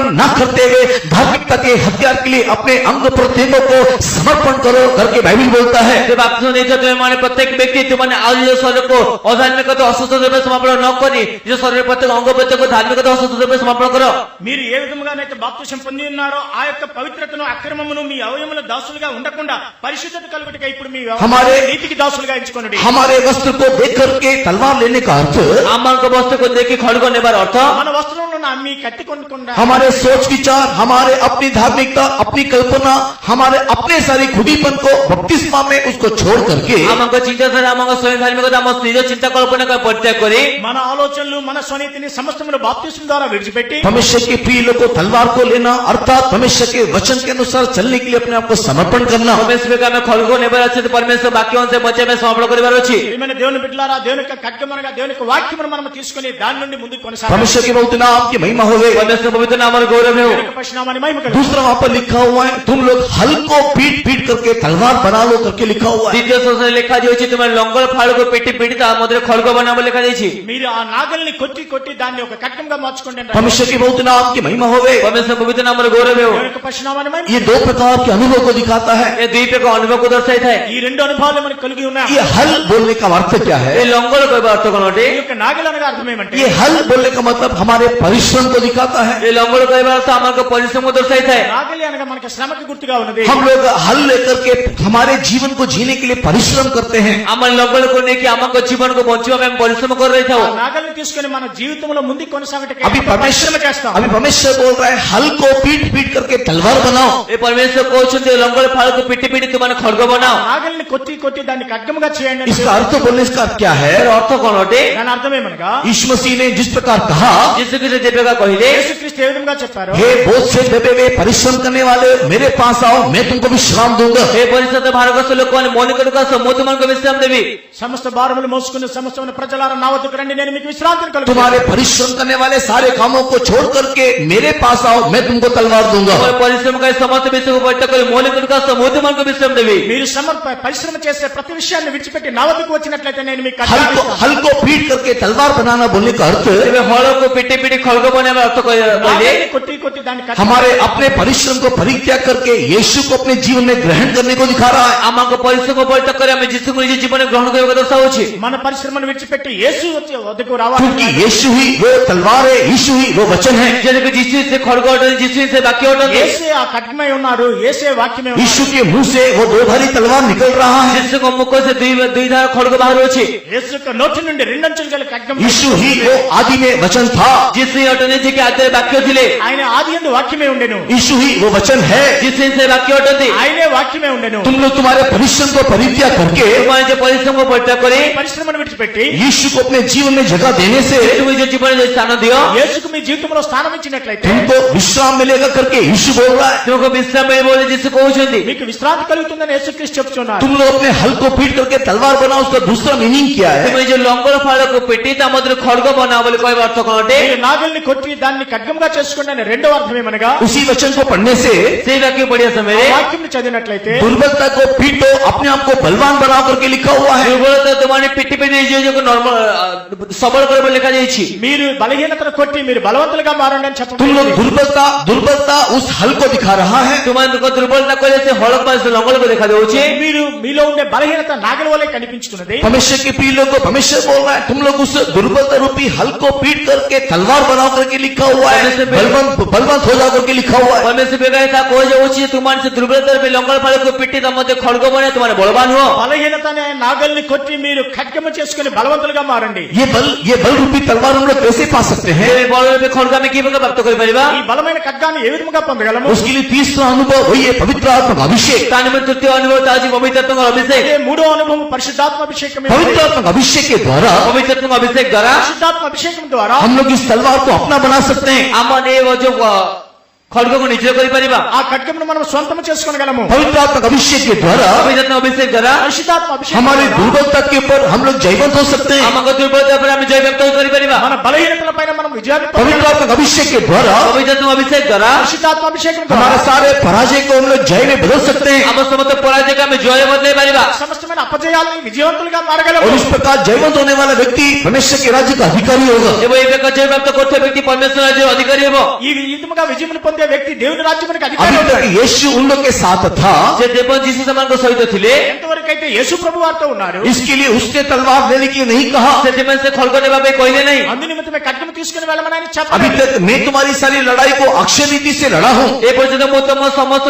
युद्ध को आखिर के लड़ुची మీ యొక్క యుద్ధములన్నీ నేను అక్షరరీతిగా యుద్ధం लेकिन చేస్తాను. मेरे जाने के बाद किंतु मोर जीवा परे నేను వెళ్ళిన తర్వాత मेरे जाने के बाद मोर जीवा परे వెళ్ళిన తర్వాత तुम लोग दुर्बल हो सकते हो। तुम दुर्बल ही पारो। మీరు బలహీనులైపోతారు. इसी के लिए यीशु मसीह बोल रहा है, सेटिमेंट जिसके तो कहउछंदी అందు నిమిత్తమే యేసుక్రీస్తు చెబుతూ ఉన్నాడు. मेरे जाने के बाद तुम लोग दुर्बल नहीं होने के लिए मोर जीवा परे तुम दुर्बल रहबा निमंते నేను వెళ్ళిపోయిన తర్వాత మీరు బలహీనులు కాకుండా నిమిత్తము तुम लोग पवित्र आत्मा के लिए बाट होना चाहिए। तुम्हें पवित्रत्व निमंते अपेक्षा करबार अछि। మీరు పరిశుద్ధాత్మ నిమిత్తము అపేక్షించాలి. पवित्र आत्मा का अभिषेक को प्राप्त करने के द्वारा पवित्रत्व अभिषेक प्राप्त करबा द्वारा పరిశుద్ధాత్మ అభిషేకం పొందుట ద్వారా जिस प्रकार वीर के हाथ में तलवार नहीं तो तीर दिखाई देता है, जे प्रकार सूर्यवीर हस्तरे को खड़ग बा तीर देखा देता है, ఒక సూర్యుని యొక్క చేతిలో ఖడ్గము బాణం ఏ విధంగా ఉంటుందో उसी प्रकार तुम्हारे अंदर एक पवित्र आत्मा का अभिषेक दिखाई देगा। से प्रकार तुम्हारे मध्य पवित्रत्व अभिषेक देखा जीवो। ఆ విధముగా మీ యొక్క జీవితంలో హృదయంలో పరిశుద్ధాత్మ అభిషేకం ఉంటుంది. मेरे जाने के बाद भी मोर जीवा परे मध्य మీరు వెళ్ళిన తర్వాత కూడా ये पवित्र आत्मा का अभिषेक तुम्हारे अंदर होने से पवित्रत्व अभिषेक जो तुम्हारे मध्य था పరిశుద్ధాత్మ అభిషేకం మీలో वो ఉన్నట్లయితే तुम्हें सारे मार्ग में तुम्हें चलना सिखाएगा। तो तुमको तुम समस्त आगे चलबा के सिखाइबे। నడవలసిన మార్గం అది మీకు वो తెలియపరుస్తుంది. तुम्हें आत्मा के द्वारा अगुवाई देगा। से तुमको आत्मा को चालना देबे। ఆత్మ ద్వారా మీకు నడిపిస్తుంది. वो तुम्हें मेरे पास लेकर आएगा। से तुमको मौलिक को नहीं कैसे అది మిమ్మల్ని నా వద్దకు చేరుస్తుంది. इसी के लिए यीशु मसीह ने सेवा के आरंभ में किसी प्रकार के वस्तु को लेने के लिए मना किया, से तुम जिसके जो सेवा आरंभ में किस प्रकार विश्व को निभा में मना कर ले, యేసుక్రీస్తు తన యొక్క సేవ ఆరంభంలో ఏ ఒక్క ఖడ్గము తీసుకుని వెళ్ళాలని क्योंकि अभी मैं तुम्हारे साथ हूँ, कि जैसे कि एबे मु तुमान को संग अछि, నేను మీతో కూడా ఉన్నాను. कि मैं अभी जाने वाला हूँ। कि एबे मु जीवा में जाउ छी, నేను ఇప్పుడు వెళ్ళబోతున్నాను. इसके लिए तुम लोग अभी तलवार ले लो। से तुम एबे तुम अवश्य खड़गो नहीं जाओ। మీరు ఇప్పుడు ఖడ్గము ధరించండి. सब भविष्य के नाम की महिमा हो गए। परमेश्वर पवित्र नाम रो गौरव हो। పరిశుద్ధనామాన్ని మహిమ बपतिस्मा के द्वारा बपतिस्मा द्वारा బాప్తిస్మం ద్వారా परमेश्वर के हाथों अपने आप को समर्पण करते हुए परमेश्वर से जो समर्पण करी, దేవుని చేతులకు మనల్ని సమర్పించుకొని परमेश्वर की मर्जी को अपना बना लो। परमेश्वर को इच्छा को निजर कर लियो। దేవుని యొక్క చిత్తాన్ని మనం సొంతం చేసుకొని दूसरा, द्वितीय तो రెండవదిగా हम लोग हमारे सारे परिश्रम को परित्याग करके अम्माने अम्मा को समस्त परिश्रम को परित्याग करी, మన యొక్క పరిశ్రమల కష్టాన్ని విడిచిపెట్టి यीशु को अपना बना ले। जिसको निजर करने हो। యేసుని సొంతం చేసుకొని तो तीसरा, जब तृतीय तो మూడవదిగా जयवंत होने के लिए, जयवंत है बने बनते, జయవంతులుగా మారాలి. दुर्बलता के ऊपर जय पाने के लिए दुर्बलता पर जय प्राप्त कर बने बनते, బలహీనతల పైన విజయం పొందిన నిమిత్తం पवित्र आत्मा का अभिषेक को पालो। पवित्रत्व अभिषेक प्राप्त करो तो పరిశుద్ధాత్మ అభిషేకాన్ని वो పొందండి. ये आत्मा की तलवार भविष्य का वचन करके लिखा हुआ है। ताउची आत्मा और खड़ग परमेश्वर वाक्य में लिखा అదే जाइए। ఆత్మీయ ఖడ్గము దేవుని వాక్యమే ఉన్నదని చెప్పబడింది. परमेश्वर की मर्जी को लेने से, परमेश्वर वाक्य को ले ले, దేవుని యొక్క చిత్తమును మీరు यीशु हमारे साथ होने से, जिससे अमांग सहित रहिले, యేసు మనతో కూడా ఉన్నట్లయితే पवित्र आत्मा का अभिषेक का सामर्थ हम में होने से पवित्रत्व अभिषेक का सामर्थ्य अमांग रहिले, పరిశుద్ధాత్మ అభిషేకమనే సామర్థ్యం మనలో हम ఉన్నట్లయితే जयवंत से भी बढ़कर के जयवंत बन सकते हैं। हमारे जयवंत मध्य अधिक जयवंत ही परिवा। మనము జయవంతుల కంటే ఇంకా ఎక్కువ आइए విజయవంతులు हमारे आंखों को बंद करके हम लोग घुटना टेकेंगे। आत्मा चक्की बंद करे आंटू बातिबा। మన కళ్ళు మూసుకొని మగరిద్దాం. हमें प्रभु यीशु मसीह बोल रहा है, जिसके पास तलवार नहीं वो लोग तलवार खरीदना चाहिए। तुम जिसके तो कोशिश जाकर पर खड़ग ने से खड़ग किनी ने बारो छी। యేసుక్రీస్తు చెప్తున్నారు, ఎవరి వద్ద ఖడ్గము లేదో వారు కొనుక్కోండి. परमेश्वर के वचन को उन लोग अपना बनाना चाहिए। परमेश्वर वाक्य से मैं निजर करने बारो छी। దేవుని వాక్యాన్ని వారు वो సొంతం लोग यीशु को अपना बनाना चाहिए। तो मैं जिसको निजर कर बारो छी। యేసుని సొంతం वो చేసుకోవాలి. लोग पवित्र आत्मा को उसने अपवित्र आत्मा को लोग पाना चाहिए। तुमने पवित्रत्व प्राप्त कर बारो छी। పరిశుద్ధాత్మను పొందాలి. ये तीन अनुभव के द्वारा ये तीन अनुभव మూడు करा అనుభవముల ద్వారా परमेश्वर के प्रिय लोगों, हम लोग परमेश्वर के राज में जय के साथ दिखाई दे सकते हैं। परमेश्वर का हम परमेश्वर राज्य जय से देखा दे परिवा మన దేవుని బట్లారా మనము దేవుని యొక్క సన్నిధిలో దేవుని వద్ద విజయవంతం आइए इन अंतिम दिनों में आसुनी अंतिम दिन रे ఈ అంతిమ దినములో हमारे जीवन को बलवान करने के निमित्त हमको जीवन को बलवान करे మన निमंते జీవితం నాశనం చేయ నిమిత్తం आइए हमारे पास हम लोग अपने लिए तलवार को चुन ले। आस्ते हमने हमको पाके थियो निज खड्ग को मनोनीत करिबा సొంత ఖడ్గమును మనం సొంతం చేసుకోవాలి दुर्बल लोगों के हाथ में ये तलवार शोभा नहीं देता। दुर्बल मान को से खड्ग शोभा दिए नहीं బలహీనుల చేతిలో ఖడ్గం ఉండదు दुर्बल लोगों को ये तलवार दिया नहीं जाता। दुर्बल मान के खड्ग दिए नहीं न था బలహీనులకు ఖడ్గం ఇవ్వబడదు परमेश्वर के प्रिय लोगों केवल बलवान लोग इसको हासिल करते हैं। परमेश्वर के बलवान लोग को तो हासिल करता है దేవుని బిడ్డలారా బలవంతులే దాన్ని సొంతం बलवानों के हाथों में दिखाई देने वाली ये तलवार अनेकों के लिए जय का कारण बनता है। बलवान लोग को से देखा एक खड्ग अनेक को निमंते जय कार्य करता है బలవంతుల చేతిలో కనబడి ఈ ఖడ్గం అనేక మందికి విజయాన్ని राजा साउल के हाथ में तलवार था, राजा साउल को से खड्ग थिला రాజు సౌలు యొక్క చేతిలో ఖడ్గం ఉన్నది लेकिन अभिषेक नहीं था, किंतु अभिषेक न थिला కానీ అభిషేకం లేదు यीशु का नाम नहीं था, जिसको नाम न थिला యేసు యొక్క నామం లేదు उसका प्रतिज्ञा, उसका वचन, उसका वायदा भी नहीं था। तांकर प्रतिज्ञा तांकर वाक्य तांकर प्रतिज्ञा मध्य न थिला ఆయన వాక్యం ఆయన వాగ్దానం ఏమీ లేదు लेकिन दाऊद के हाथ में कोई अक्षरी तलवार नहीं था, कि दाऊद को से कौन से आखिर खड्ग न थिला దావీదు యొక్క చేతిలో అక్షరార్థమైన ఖడ్గం లేదు लेकिन उसके पास यीशु का नाम था, कि तांको पाखे जिसु को नाम थिला తన వద్ద యేసు నామం ఉన్నది उसके पास परमेश्वर का वायदा था, तांको पाखे परमेश्वर को प्रतिज्ञा थिला దేవుని యొక్క వాగ్దానం ఆయన వద్ద ఉన్నది उसके पास परमेश्वर का सामर्थ्य था, अभिषेक था। तांको पाखे परमेश्वर को सामर्थ्य थिला अभिषेक थिला ఆయన వద్ద దేవుని యొక్క సామర్థ్యం శక్తి ఉన్నది परमेश्वर के प्रिय लोगों और उस अभिषेक के द्वारा, परमेश्वर के से अभिषेक ఆ द्वारा యొక్క అభిషేకం ద్వారా परमेश्वर के प्रिय लोग उस नाम के द्वारा, परमेश्वर के से नामों द्वारा ఆయన ధరించిన నామం ద్వారా तो उस प्रतिज्ञा के द्वारा, वचन के द्वारा से प्रतिज्ञा से वाक्य द्वारा వాక్యం ద్వారా उसने गोलियत को नीचे गिरा दिया, से गोलियत को तले पकाई दिले గోలియాతును కిందన वो పడవేశాడు जयवंत हो गए। से जयवंत है गले ఆయన విజయాన్ని పొందాడు उसी प्रकार एक जय देने के लिए हमारा प्रभु हमारे जीवन में इस अनुभव को देना चाहता है। से बेका को जय देवने मंते अमन को परमेश्वर अमन को मधुर जय देवा पे चाहती అటువంటి జయమును పొందు నిమిత్తము మన ప్రభు మనకి ఆ విజయాన్ని అనుగ్రహించాడు हमको वो अनुभव देना चाहता है, अमन को से अनुभव देवा पे चाहती మనకి ఆ అనుభవాన్ని ఇవ్వబోతున్నాడు इसके लिए परमेश्वर कहता है तलवार खरीद, से तुमने परमेश्वर को जितने खड्ग को क्रय करो అందుకని దేవుడు చెప్తున్నాడు उस वचन को अपना बना लो, से वाक्य को तुम्हें निजे करनी हो వాక్యాన్ని స్వతంత్రించుకోండి यीशु को अपना बना लो, जिसको निजे करनी हो యేసుని సొంతం చేసుకోండి पवित्र आत्मा का अभिषेक को प्राप्त करो। पवित्रता अभिषेक को प्राप्त करो పరిశుద్ధాత్మ అభిషేకాన్ని పొందాలి आइए जितने लोगों को ये तलवार चाहिए उन लोग केवल घुटने में बैठेंगे, आसन जितने लोगों खड्ग का समान के लांटे बसिबा ఎంతమందికి ఖడ్గం అవసరం వారందరూ మోకరించండి वो लोग आंखों को बंद करेंगे, से बच्चे क्यों बंद करीबा కళ్ళు మూసుకొని परमेश्वर की ओर देखते हुए प्रार्थना करेंगे। परमेश्वर को देखी प्रार्थना करेगा దేవుని వైపు చూస్తూ ప్రార్థించండి इन दिनों में प्रभु मुझे वो तलवार दे कि मैं भी जय के ऊपर जय प्राप्त करते हुए आगे बढ़ूं। प्रभु इस जमा के मोतिमल से खड्ग दियो जे मुझे पे जय प्राप्त करे आगे बढ़बी ప్రభువా ఈ దినముల్లో నేను జయంపై జయము పొందిన ఆ ఖడ్గమును నాకు ఇవ్వండి आइए हम लोग प्रार्थना करते हुए आत्मा का अभिषेक में जगह दें। आज हमारी प्रार्थना को आत्मा अभिषेक में हमें स्थान देबा ప్రార్థన చేసి దేవుని పరిశుద్ధాత్మ నిమిత్తము మనల్ని మనం అర్పించుకుందాం परमेश्वर आप हमारी सहायता